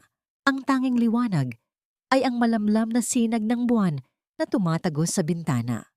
Ramdam niya ang lamig ng handset sa kanyang tainga, habang ang kabilang kamay niya ay mahigpit na nakakapit sa gilid ng lababo upang hindi siya tuluyang mabuwal. Hindi ko alam ang sinasabi mo, Roman. Ang mahinang sagot ni Melanie. Pilit na pinapatatag ang kanyang boses. Baka nalaglag mo lang yan nung nagmamadali kang mag-impake para sa misyon mo. Masyado ka na yata nilalamon ng pagod at hinala. Pati ako na asawa mo, pinag-iisipan mo ng masama. Isang maikling katahimikan ang namayani sa kabilang linya. Isang katahimikan na mas nakakatakot kaysa sa anumang sigaw. Naririnig ni Melanie ang malalim at mabigat na paghinga ni Roman. Alam niya ang ibig sabihin nito. Tinitimbang ng kanyang asawa kung paniniwalaan siya o kung lalong hihigpitan ang hawak sa kanya. Siguraduhin mo lang, Melanie. Dahil kapag napatunayan kong nakikialam ka sa mga bagay na hindi para sa'yo, kakalimutan kong asawa kita. Mag-ingat ka sa bawat galaw mo diyan. Uuwi ako bukas pagkatapos ng operasyon at asahan mong magkakaroon tayo ng mahabang usapan. Ang huling banta ni Roman. Bago nito biglang pinutol ang tawag. Naiwang nakatayo si Melanie sa dilim. Ang kanyang puso ay tila isang tambol na nagwawala sa kanyang dibdib. Uuwi si Roman bukas. Ibig sabihin, pagkatapos ng nakawan sa warehouse 7, babalik siya rito para tuluyang tapusin ang anumang ugnayan nila. Kailangan niyang kumilos ng mabilis. Wala na siyang oras para sa pag-aalinlangan. Eksaktong 11:00 ng gabi, narinig ni Melanie ang 3 mahinang katok sa bintana ng kusina. Ang tunog ng kuko na tumatama sa salamin, maingat at sinadya. Dahan-dahan niyang binuksan ang bintana at doon ay sumulpot ang mukha ng isang matandang lalaki. Ang kanyang balat ay sunog sa araw at ang kanyang mga mata ay puno ng mga karanasan sa digmaan. Siya si Mang Cardo. Isa sa mga veteranong madalas ikwento ng kanyang ama. Iha, ito ang kailangan mo. Bulong ni Mang Cardo habang iniabot ang isang maliit na digital camera at isang mapa. Nandyan ang mga litrato ng mga truck na gagamitin ni Roman bukas. Ang mapa naman ay ang mga sikretong daan sa warehouse 7. Hindi ito alam ng karamihan sa mga sundalo, pero alam namin dahil kami ang nagtayo ng bodega na yan bago kami pinagretiro ng walang sapat na benepisyo. Salamat, Mang Cardo. Paano ang kaligtasan nyo? Tanong ni Melanie. Ang kanyang boses ay puno ng pag-aalala para sa matanda. Huwag mo kaming alalahanin. Sanay na kami sa dilim. Ang mahalaga ay mapigilan ang pagsasali ng mga gamot na yon. Maraming kasamahan namin ang mamamatay kapag nawala ang mga supplies na yon. Ang matigas na sagot ni Mang Cardo bago ito muling naglaho sa anino ng mga puno. Isinara ni Melanie ang bintana at mabilis na itinago ang kamera sa loob ng kanyang itim na kwaderno. Ito na ang huling piyesa ng kanyang plano. Bukas, sa harap ng lahat ng ebidensya, titingnan niya sa mata si Roman at ipapakita rito na ang babaeng binaliwala nito ay siya palang wawasak sa kanyang mundo. Humarap siya sa bintana at tiningnan ang puting panyo na dahan-dahang sumasayaw sa hangin sa labas ng gate. Para sa iba, ito ay simbolo ng pagsuko. Pero para kay Melanie, ito ang kanyang watawat ng digmaan. Ang sandali kung saan ang kanyang takot ay tuluyang naging armas. Pumasok siya sa silid ni Toby at naupo sa tabi nito. Pinanood niya ang mapayapang pagtulog ng anak. Bukas, Toby. Bukas ay matatapos na ang lahat ng ito. Pangako ni Mama. Ngunit sa gitna ng kanyang panalangin, narinig ni Melanie ang paghinto ng isang sasakyan sa harap ng kanilang bahay. Isang pamilyar na tunog ng makina. Hindi bukas ang uwi ni Roman. Ang asawa niya ay nasa labas na ng kanilang gate. Mas maaga kaysa sa inaasahan. At ang mga ilaw ng sasakyan nito ay direktang nakatutok sa pintuan ng kanilang bahay, tila mga mata ng isang Maninila na nakahanap na ng biktima. Akala mo ba ay matataguan mo ako sa sarili nating bahay, Melanie? Bawat hininga mo, nararamdaman ko ang amoy ng pagtataksil. Akala mo ba ay hindi ko alam ang ginagawa mo? Ang dagundong ng boses ni Roman ay tila isang malakas na kulog na yumanig sa buong kabahayan, kasunod ng marahas na pagbukas ng pinto sa harap. Hindi na hinintay ni Roman na pagbuksan siya. Ginamit niya ang kanyang sariling susi at ang bawat hakbang niya sa pasilyo ay tila isang banta ng kamatayan. Pumasok siya sa silid ni Toby nang hindi man lang kumakatok. Ang kanyang mga mata ay naniningkit sa galit at ang kanyang uniforme ay may bakas pa ng alikabok mula sa kalsada. Nakahiga si Melanie sa tabi ni Toby. Pilit na pinapakalma ang kanyang sarili habang ang kanyang kamay ay nakabaon sa ilalim ng una ng bata. Doon niya mabilis na isiniksik ang digital camera at ang mapa na ibinigay ni Mang Cardo ilang segundo bago tumigil ang sasakyan ni Roman. Ramdam niya ang init ng katawan ng kanyang anak, isang matinding kaibahan sa napakalamig na aura na dala ng kanyang asawa. Roman, bakit ka nandito? Sabi mo ay bukas ka pa uuwi. Ang mahinang bulong ni Melanie, ang kanyang boses ay tila isang marupok na sinulid na anumang oras ay pwedeng maputol.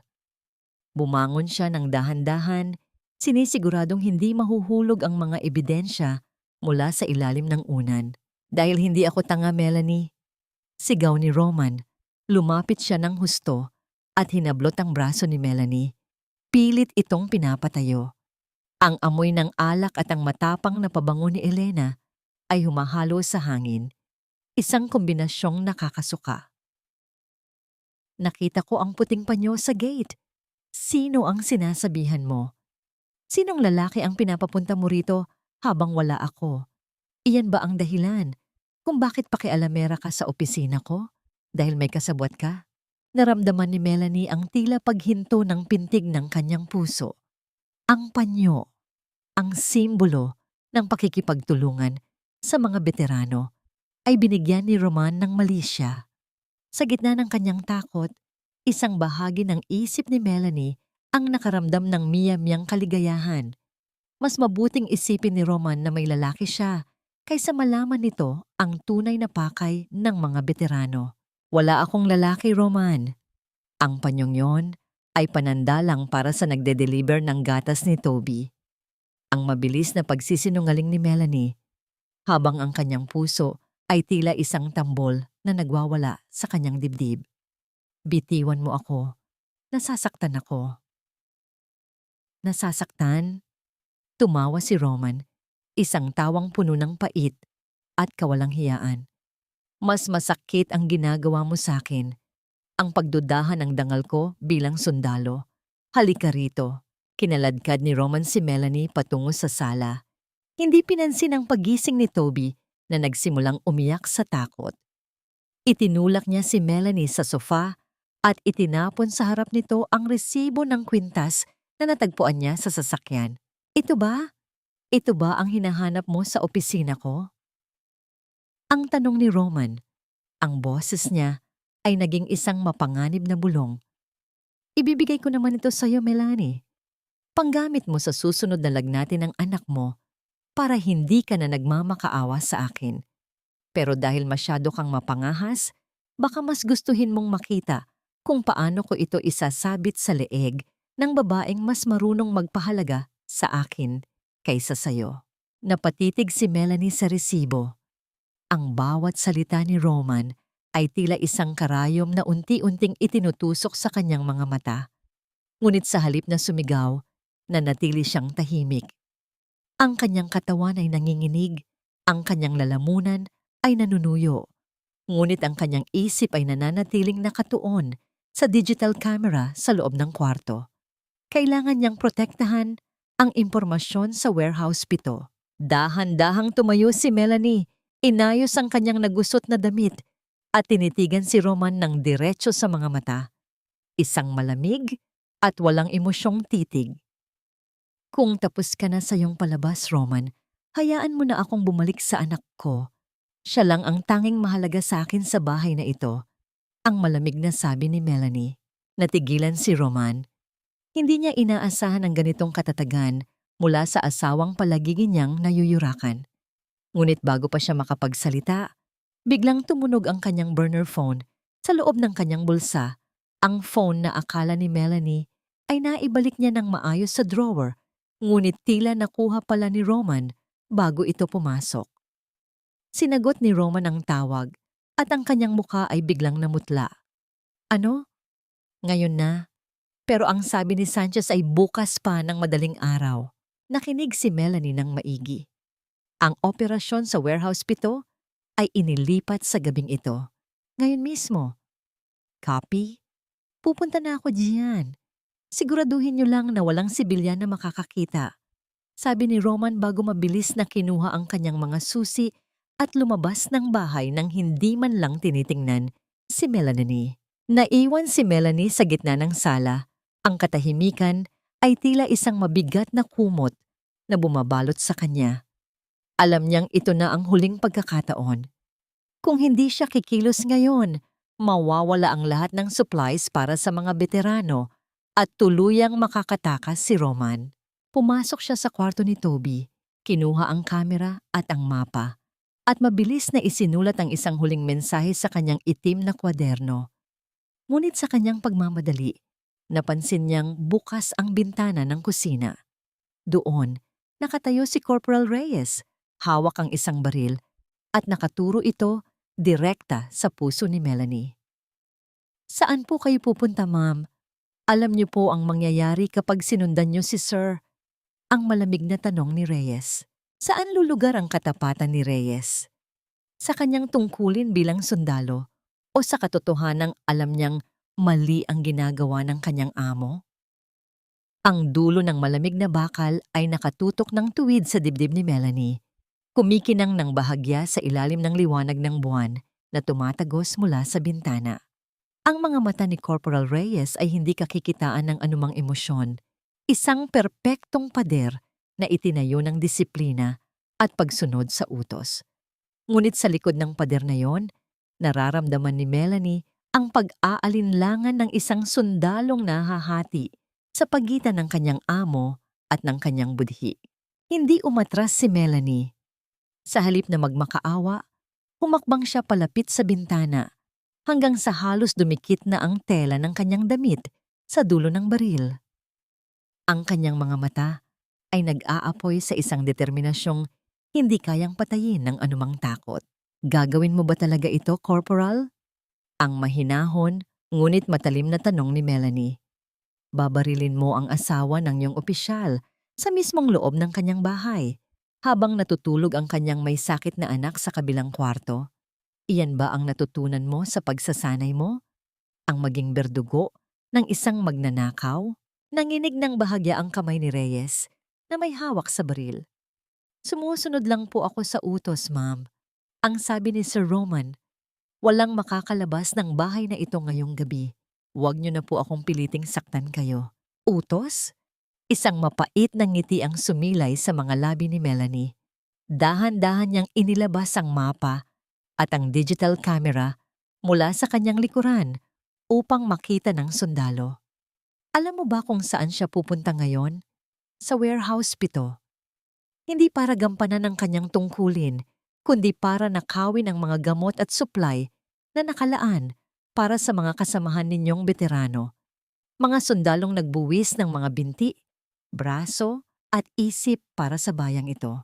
Ipupuslit niya ang mga iyon kapalit ng milyon-milyong piso para matustusan ang pagtakas niya kasama ang kanyang kabit. Nakita ni Melanie ang paglaki ng mga mata ni Reyes. Ang impormasyong yon ay tila isang malakas na suntok sa kanyang pagkatao.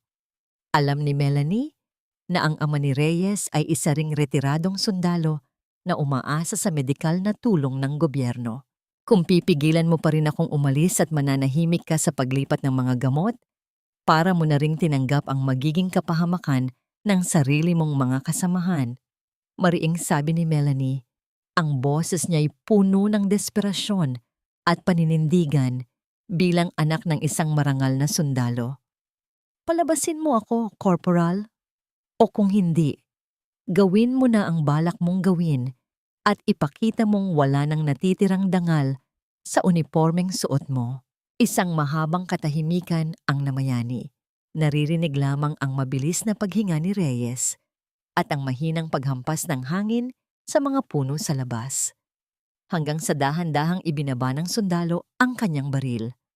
Ang kanyang mga balikat ay bumagsak, tila tinanggalan ng isang napakabigat na karga. Hindi kayo pwedeng pumunta roon ng mag-isa, ma'am. Ang mahinang sabi ni Reyes, ang kanyang boses ay basag at puno ng pagkabigo sa pinunong matagal niyang pinaglingkuran. Kilala ko ang mga nakabantay sa warehouse pito. Mamamatay kayo bago pa man kayo makalapit sa gate. Sasamahan ko kayo. Isang malaking nakahinga ng maluwag si Melanie. Mabilis siyang tumawag kay Aling Rosa, ang kanilang mabait na kapitbahay, upang palihim na pumasok sa likod bahay at bantayan ang natutulog na si Toby. Pagkatapos matiyak na ligtas ang kanyang anak, sumakay siya sa lumang sasakyan ni Reyes. Ang biyahe patungo sa likurang bahagi ng kampo ay bumalot sa kanila sa isang nakabibinging katahimikan. Ginamit nila ang mapa na ibinigay ni Mang Cardo upang dumaan sa mga liblib at hindi sementadong kalsada na puno ng matataas na talahib. Ang bawat pagtalbog ng sasakyan sa malubak na daan ay tila sumasabay sa mabilis na pagtibok ng puso ni Melanie. Nang makarating sila sa isang masukal na bahagi malapit sa likod ng warehouse pito, itinago ni Reyes ang sasakyan sa ilalim ng mga malalaking puno. Naglakad sila nang tahimik sa gitna ng dilim. Ang bawat pagtapak sa mga tuyong dahon ay maingat nilang kinakalkula upang hindi lumikha ng anumang ingay. Mula sa kanilang pinagtataguan sa itaas ng isang mabatong burol, malinaw nilang nakikita ang buong paligid ng bodega. May dalawang malalaking military truck na nakaparada sa labas. Ang mga tauhan ni General Sanchez ay nagmamadaling nagkakarga ng mga kahon na may tatak ng Red Cross at logo ng pamahalaan. Itinaas ni Melanie ang digital camera at sinimulang kumuha ng mga litrato. Ang bawat pagkuha ng imahe ay isang matibay na pako sa kabaong ng career ni Roman. At doon, sa gitna ng mga nagmamadaling tauhan, nakita niya ang kanyang asawa. Nakatayo si Roman, may hawak na sigarilyo at nakangiti habang nakikipag-usap kay General Sanchez. Ngunit ang mas nakadurog at tuluyang pumatay sa huling patak ng respeto ni Melanie ay nang makita niya kung sino ang bumaba mula sa isang itim na SUV na kakarating lamang. Si Elena. Nakasuot ito ng mamahaling damit, may bitbit na malaking maleta at mabilis na yumakap kay Roman sa harap mismo ng nakataas na general. Handa na silang tumakas pagkatapos ng transaksyon. Habang pinapanood niya ang lalaking dating pinangakuan siyang aalagaan, habang buhay na ngayon, ay nagpapakasaya kasama ang kabit sa ibabaw ng ninakaw na kinabukasan ng iba. Nakaramdam siya ng isang pambihirang kalayaan. Ang sakit ay naglaho, pinalitan ng isang malamig at purong hangarin na makita silang bumagsak. Tinutok niya ang lente ng kamera kina Roman at Elena. Nakuha niya ang perpektong anggulo kung saan nag-aabot ng isang makapal na brown envelope si General Sanchez kay Roman. Ngunit bago pa niya maibaba ang kamera, isang matalim na liwanag ang biglang humagip sa kanilang kinaroroonan. Ang malaking searchlight mula sa watchtower ng kampo ay aksidenteng umiikot at direktang tumutok sa mukha ni Melanie at Corporal Reyes. Napatigil ang lahat ng tao sa ibaba. Ang ngiti sa mukha ni Roman ay biglang naglaho, napalitan ng pagkagulat, at pagkatapos ay isang matinding puot nang makilala niya ang babaeng nasa ilalim ng liwanag. Kunin niyo sila. Walang makakalabas ng buhay. Ang mataginting na sigaw ni General Sanchez, kasunod ang tunog ng paghahanda ng mga armas ng kanyang mga tauhan na nagmamadaling tumakbo paakyat sa burol. Ang matalim na liwanag ng searchlight ay tila naging isang malaking mata na nakatitig ng tuwid sa kanilang mga kaluluwa. Hinuhubaran sila ng anumang pag-asa na makapagtago pa. Ang bawat anino sa paligid ay naglaho, pinalitan ng isang nakakapasong katotohanan na ang kanilang buhay ay nakabitin na lamang sa isang manipis na sinulid. Ang sigaw ni General Sanchez ay nag-echo sa buong kampo, kasunod ng sunod-sunod na mga hakbang ng mga sundalong nagmamadaling umakyat sa burol. Ang kanilang mga armas ay handang pumatay. "Takbo, ma'am! Takbo!" Ang paos na sigaw ni Corporal Reyes, hinablot nito ang braso ni Melanie at sa pilitang hinila siya palayo sa nakakabulag na liwanag. Nabitawan ni Melanie ang paghinga.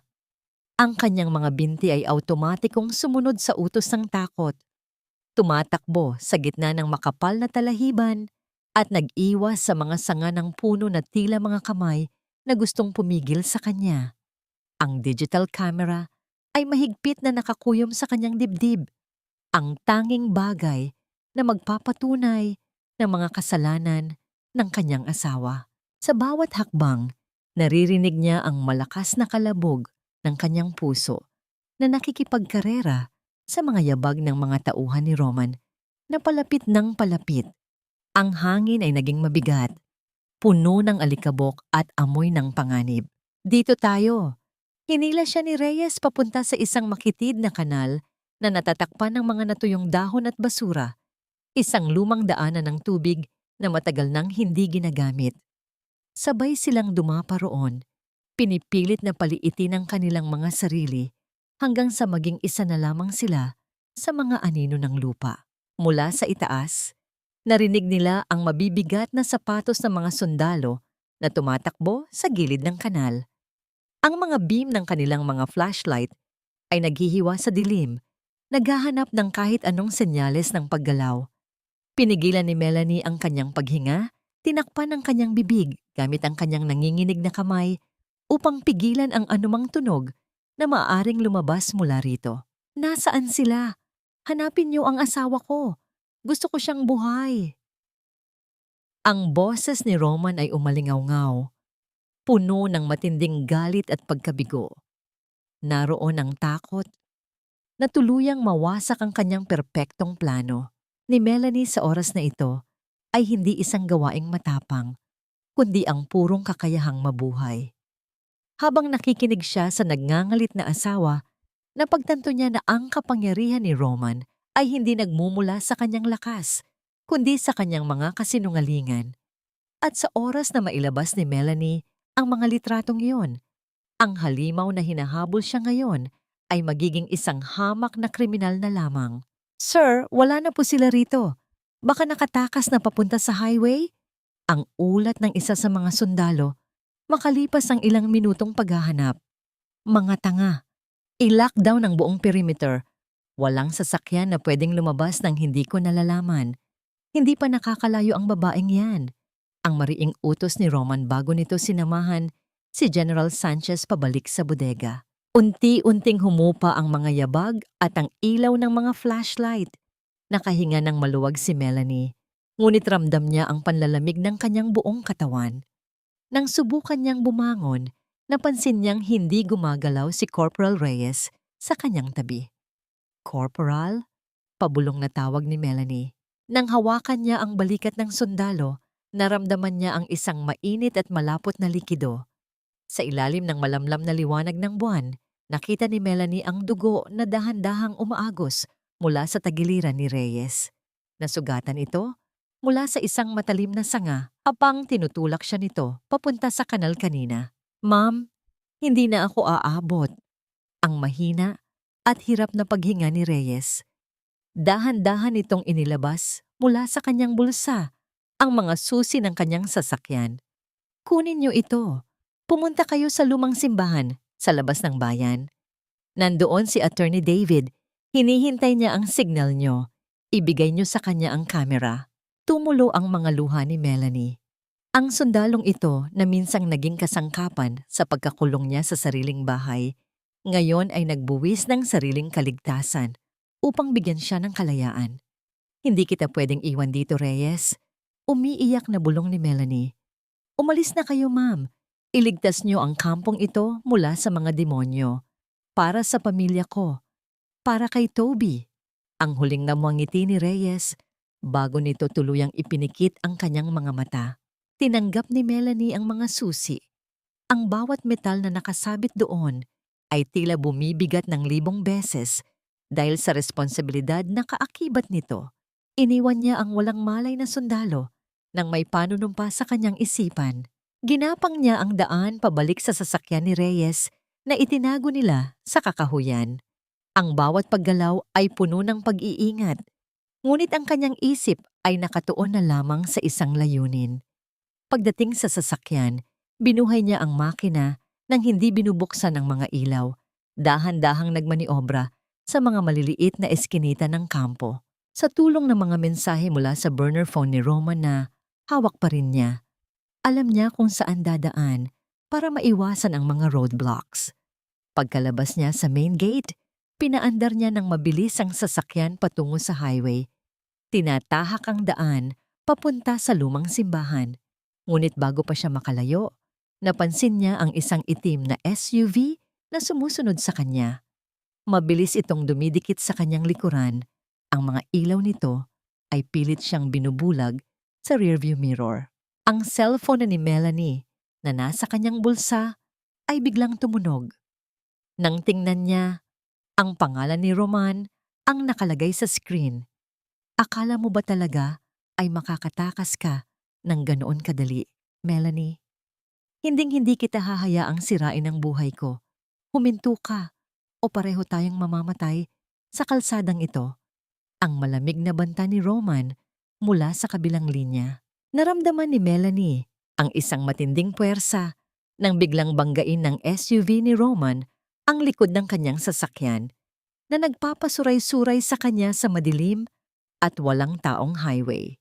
Ang lakas ng pagbangga ay nagpabaliktad sa mundo ni Melanie.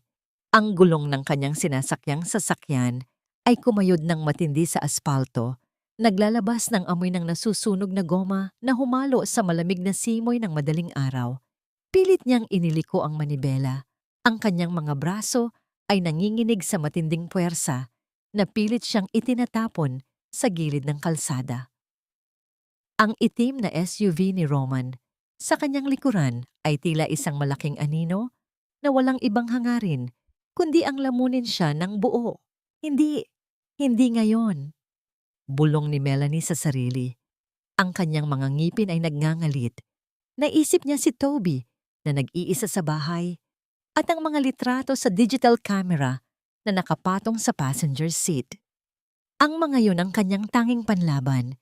Hindi niya hahayaang mabaon ang katotohanan kasama niya sa highway na ito. Tinapakan niya ng mariin ang silinyador. Ang lumang sasakyan ni Reyes ay umangal, ngunit pilit itong sumulong. Iniiwan ang itim na SUV ng ilang dipa. Gayunpaman, mas malakas ang makina ng sasakyan ni Roman.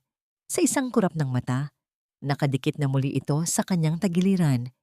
Pilit siyang inipit patungo sa bangin sa gilid ng kalsada. Nasilayan ni Melanie ang mukha ni Roman mula sa bintana ng katabing sasakyan. Isang mukha na pamilyar, ngunit tuluyan ng nilamon ng kasakiman at galit.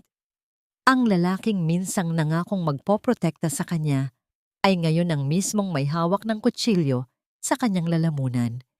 Ito na ang sukdulan ng kasamaan ni Roman. Handa itong pumatay para lamang manatili ang maskara ng kanyang kapangyarihan. Sa unahan, nakita ni Melanie ang isang maliit na kanto, isang masukal na kalsada na papunta sa lumang simbahan kung saan naghihintay si Attorney David. Wala na siyang oras mag-isip. Bago pa tuluyang maitulak ni Roman ang kanyang sasakyan sa bangin, bigla niyang inikot ang manibela papunta sa makitid na kanto. Hindi inaasahan ni Roman ang biglaang pagliko. Dahil sa sobrang bilis, hindi nito nakontrol ang SUV. Tuloy-tuloy itong dumausdos at bumangga sa isang malaking puno ng acacia sa gilid ng highway. Ang tunog ng pagyupi ng bakal at pagkabasag ng mga salamin ay nag-echo sa tahimik na daan. Hindi huminto si Melanie. Ang kanyang puso ay halos lumabas mula sa kanyang dibdib, ngunit hindi niya pinayagan ang kanyang mga paa na bitawan ng gas. Nagpatuloy siya sa pag-andar hanggang sa makita niya ang lumang simbahan na napapalibutan ng mga matataas na puno.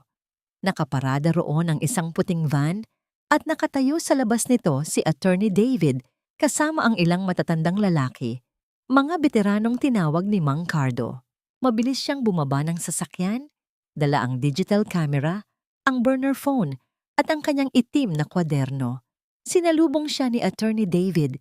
Ang mukha nito ay puno ng pag-aalala nang makita ang mga gasgas sa kanyang braso at ang gulo-gulo niyang buhok. Melanie, ano ang nangyari? Nasaan si Reyes? Tanong agad ni Attorney David habang inaalalayan siya papasok sa simbahan. Wala na si Reyes, Attorney. Iniligtas niya ako. Pero nakuha ko ang lahat ng ebidensya. Ang litrato ng transaksyon, ang mga tawag ni General Sanchez, at ang impormasyon sa warehouse 7. Sagot ni Melanie, ang kanyang boses ay nanginginig ngunit puno ng determinasyon.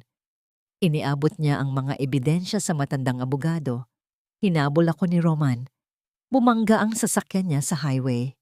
Nagkatinginan ang mga veterano. Ang isa sa kanila, isang retiradong sarhento na pamilyar kay Melanie bilang matalik na kaibigan ng kanyang ama, ay humakbang palapit. Kami na ang bahala rito, iha.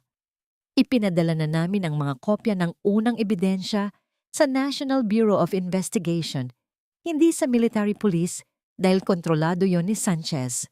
Papunta na sila ngayon sa warehouse 7 at kukunin namin si Toby mula sa inyo. Ligtas siya. Ang paniniguro ng matandang sarhento. Ang mga taong walang boses ang siyang naging pinakamalakas na sigaw para kay Melanie. Ang utang na loob ng mga sundalong ito sa kanyang ama ay ibinalik nila sa pagprotekta sa kanyang pamilya. Habang sinisimulan ni Attorney David na iproseso ang mga digital files para i-upload direkta sa mga awtoridad, isang malakas na tunog ng mga sirena ang bumiyak sa katahimikan ng gabi. Ang mga ilaw ng mga police car at ambulansya ay sunod-sunod na dumaan sa highway, patungo sa direksyon kung saan naaksidente si Roman. Tumayo si Melanie at naglakad patungo sa pintuan ng simbahan.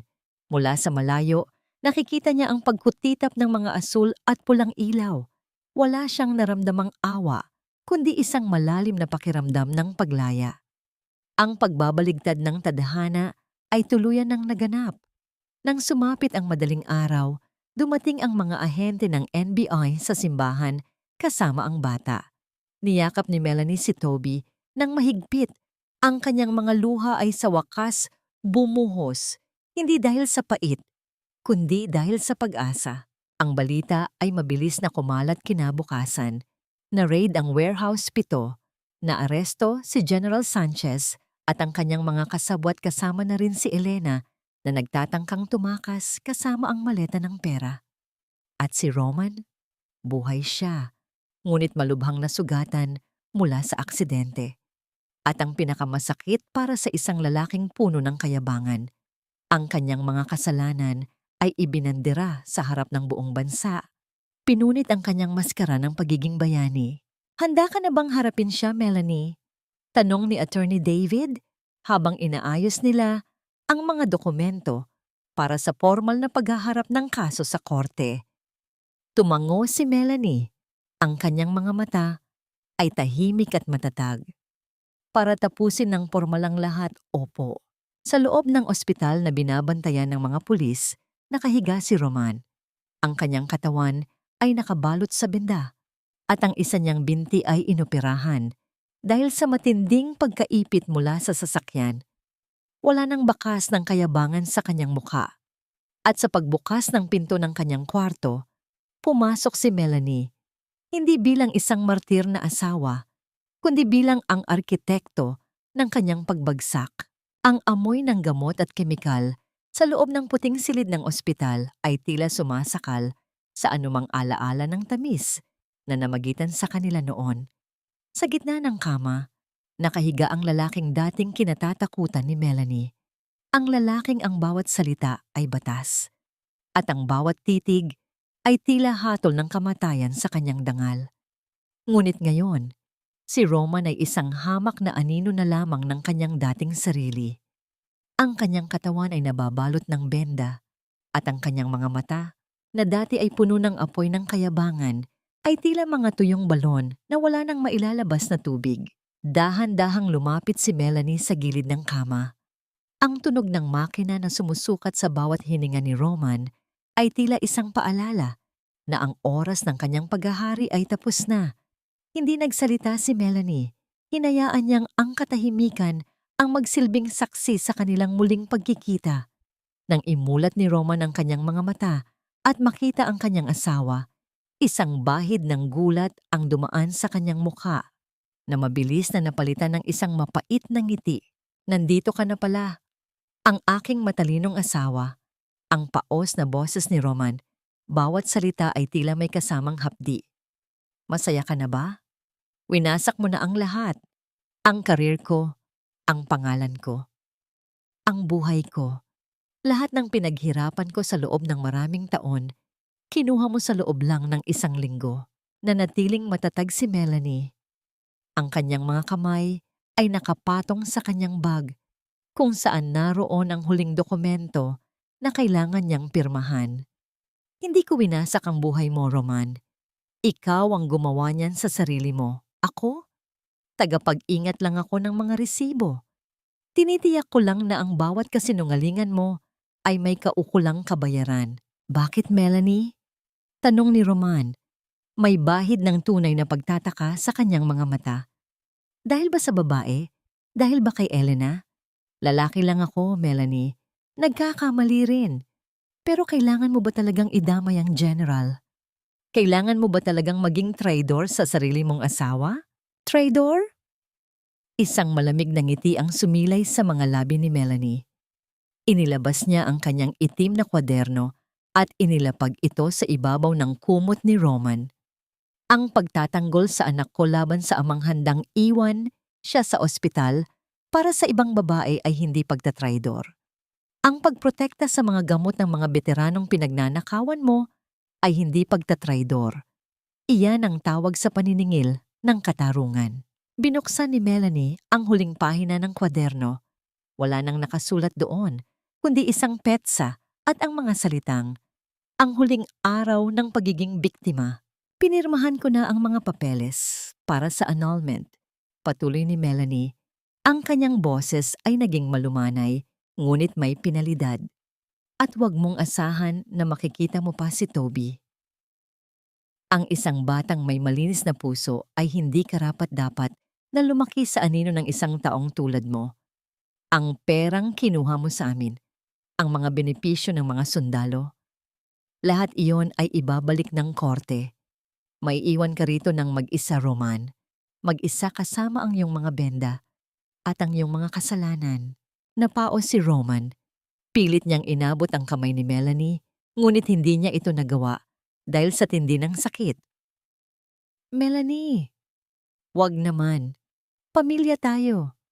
Isipin mo si Toby. Kailangan niya ng ama. May ama si Toby. Tugon ni Melanie habang naglalakad patungo sa pinto. Nasa langit na siya. Ang lolo niya na nagturo sa akin na ang tunay na lakas ay hindi nasa baril o saranggo, kundi nasa katotohanan. Ikaw ay isa na lang leksyon na kailangan naming kalimutan. Nang hawakan niya ang doorknob at lumingon sa huling pagkakataon, hindi siya nakaramdam ng galit. Wala na ang panggigigil na naramdaman niya noong gabing iniwan sila ni Roman sa ospital.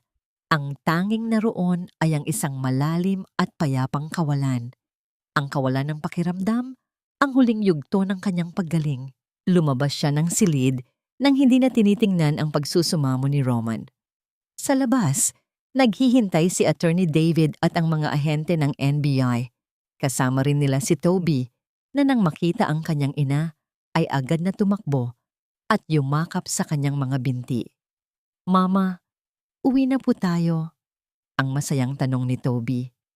Oo, anak. Uuwi na tayo. Sa totoong tahanan natin, sagot ni Melanie habang binubuhat ang anak. Habang naglalakad sila palabas ng ospital, ang sinag ng umaga ay tumatama sa kanilang mga mukha. Ang bawat hakbang ni Melanie ay tila mas magaan, ang bawat hininga ay tila mas malalim. Hindi na siya ang babaeng nagtatago sa dilim para magtala ng mga ebidensya. Siya na ngayon ang babaeng lumalakad sa ilalim ng liwanag, bit-bit ang katotohanang nagpalaya sa kanya. Ang digmaan ay tapos na At sa pagkakataong ito, ang katarungan ay hindi dumanak ng dugo, kundi dumanak ng mga ebidensyang hindi kayang pasinungalingan ng kahit anong kapangyarihan. Ang bawat katapusan ay isa lamang bagong simula na nakabalot sa aral ng nakaraan. Sa loob ng isang masikip at mainit na silid sa presinto, nakaupo si Elena.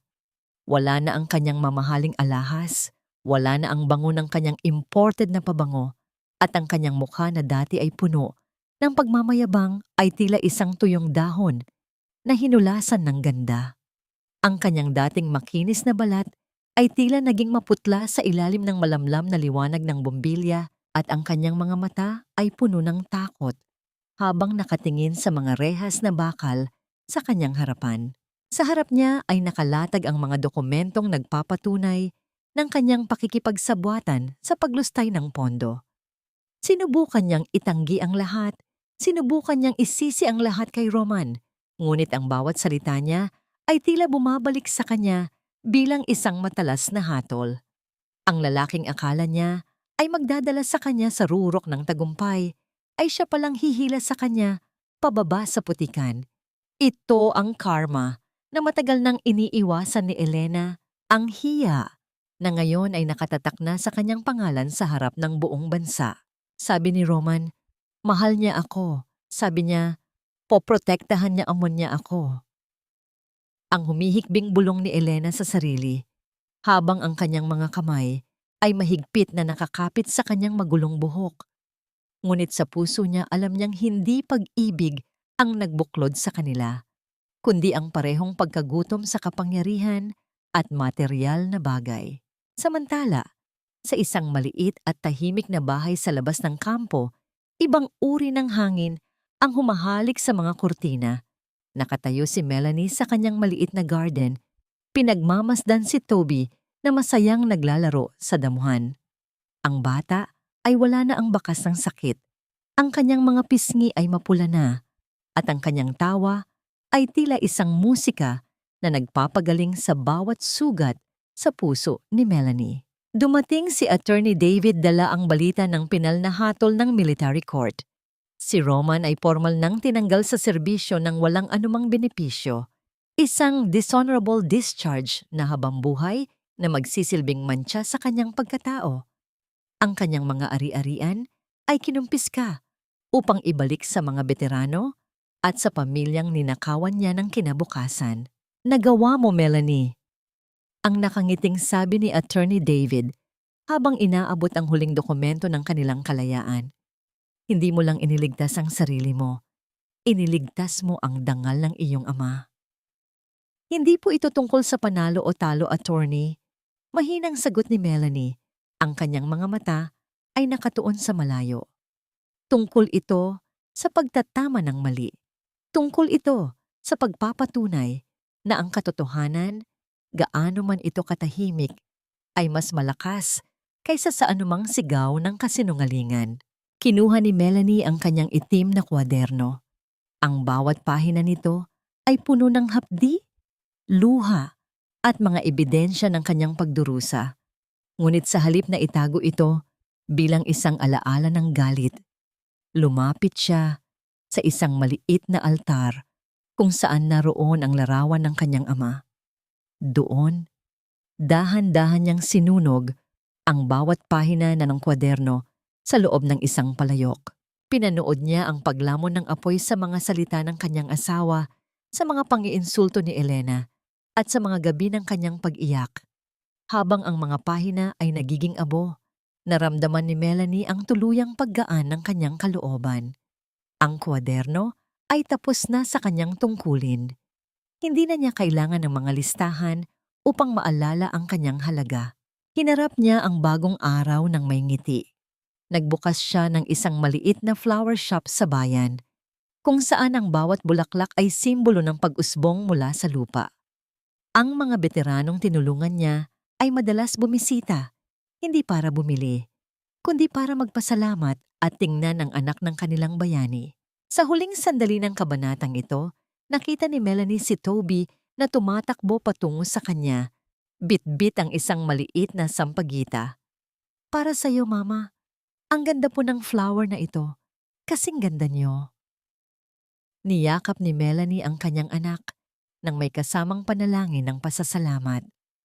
Ang kanyang buhay ay hindi na isang ulat ng mga pagkakamali ng iba, kundi isang kwento ng kanyang sariling lakas. Ang kusok-kep ng nakaraan ay naging isang matibay na pundasyon para sa kanyang kinabukasan. Ang katarungan ay nakamit na, ang mga kontrabida ay nasa likod na ng rehas ng kanilang sariling mga gawa. At si Melanie, ang tahimik na arkitekto, ay sa wakas ay nakatayo na sa ilalim ng liwanag ng sarili niyang tagumpay. Ang bawat hininga niya ngayon ay amoy ng kalayaan at ang bawat tibok ng kanyang puso ay awit ng pag-asa. Lumipas ang isang taon na tila isang mabilis na pag-ikot ng mga pahina ng panahon. Ang bawat araw na dumaan ay nagsilbing gamot na dahan-dahang naghilom sa mga sugat na akala ni Melanie ay habambuhay nang magmamarka sa kanyang kaluluwa. Ngayon, habang nakatayo siya sa loob ng kanyang maliit na flower shop na tinawag niyang Dangal at Halimuyak, ang bawat bulaklak sa paligid niya ay tila sumasalamin sa kanyang sariling pag-usbong mula sa madilim na bahagi ng kanyang buhay. Ang tanong na madalas itanong sa kanya ng kanyang sarili ay kung napatawad na ba niya si Roman. Sa tuwing naaalala ni Melanie ang mukha ng kanyang dating asawa, na ngayon ay nagsisilbi ng kanyang sentensya sa loob ng piitang militar, hindi na galit ang nararamdaman niya, kundi isang malalim na awa. Napagtanto niya na ang pagpapatawad ay hindi nangangahulugang kinalimutan na niya ang lahat. Ang pagpapatawad ay ang pagpili na wag nang hayaan ang mga kasalanan ni Roman na magdikta sa kanyang bukas. Pinatawad niya si Roman hindi dahil karapat-dapat ito, kundi dahil karapat-dapat siya at si Toby sa isang pusong walang daladalang mabigat na tanikala ng poot. Buhay na buhay ang kanyang kapayapaan. Makikita ito sa bawat pagtawa ni Toby habang tumatakbo sa loob ng tindahan, sa bawat mahimbing na tulog nila sa gabi na wala ng kaba, at sa bawat umaga na hindi na niya kailangang magtago ng ebidensya. Ang kapayapaan para kay Melanie ay ang kakayahang huminga ng malalim at amuyi ng bango ng mga sariwang rosas nang walang halong pangamba. Nahanap niya ang kanyang pahinga sa piling ng katotohanan. Ang aral na nais iwan ni Melanie sa bawat babaeng dumadaan sa kanyang tindahan ay simple ngunit makapangyarihan. Ang iyong pananahimik ay hindi kahinaan, kundi isang pagkakataon upang bumuo ng lakas. Ang katarungan ay hindi palaging nakakamit sa pamamagitan ng malakas na sigaw o marahas na paghihiganti. Kung minsan, ang pinakamatibay na sandata ay ang malinis na budhi at ang pagtitiwala sa kapangyarihan ng katotohanan. Ipinakita ni Melanie na ang isang babaeng binaliwala ay maaaring maging arkitekto ng sarili niyang kaligtasan basta't marunong siyang maghintay, magmasid, at manindigan sa tamang oras. Sa huling sandali ng dapit hapong yon, lumapit si Toby kay Melanie at hinawakan ang kanyang kamay. Sabay silang lumabas ng tindahan at tumingin sa malawak na kalangitan na unti-unti nang nagbabago ang kulay mula asul patungong ginto. Ang bawat sinag ng araw ay tila isang pagbabasbas sa kanilang bagong simula. Ang kwento ni Melanie Carter ay hindi lamang kwento ng isang nasirang kasal, kundi kwento ng isang pusong tumangging manatiling wasak. Sa gitna ng pagtataksil, nahanap niya ang kanyang dangal. Sa gitna ng kahirapan, nahanap niya ang kanyang yaman. At sa gitna ng kadiliman, siya mismo ang naging liwanag para sa kanyang anak. Ang bawat tibok ng puso ni Melanie ngayon ay hindi natalaan ng mga utang na dapat bayaran, kundi isang pasasalamat sa buhay na muli niyang nabuo mula sa mga abo ng kahapon. Ang arkitekto ay tapos na sa kanyang obra maestra, isang buhay na puno ng pag-asa, katarungan, at tunay na kaligayahan.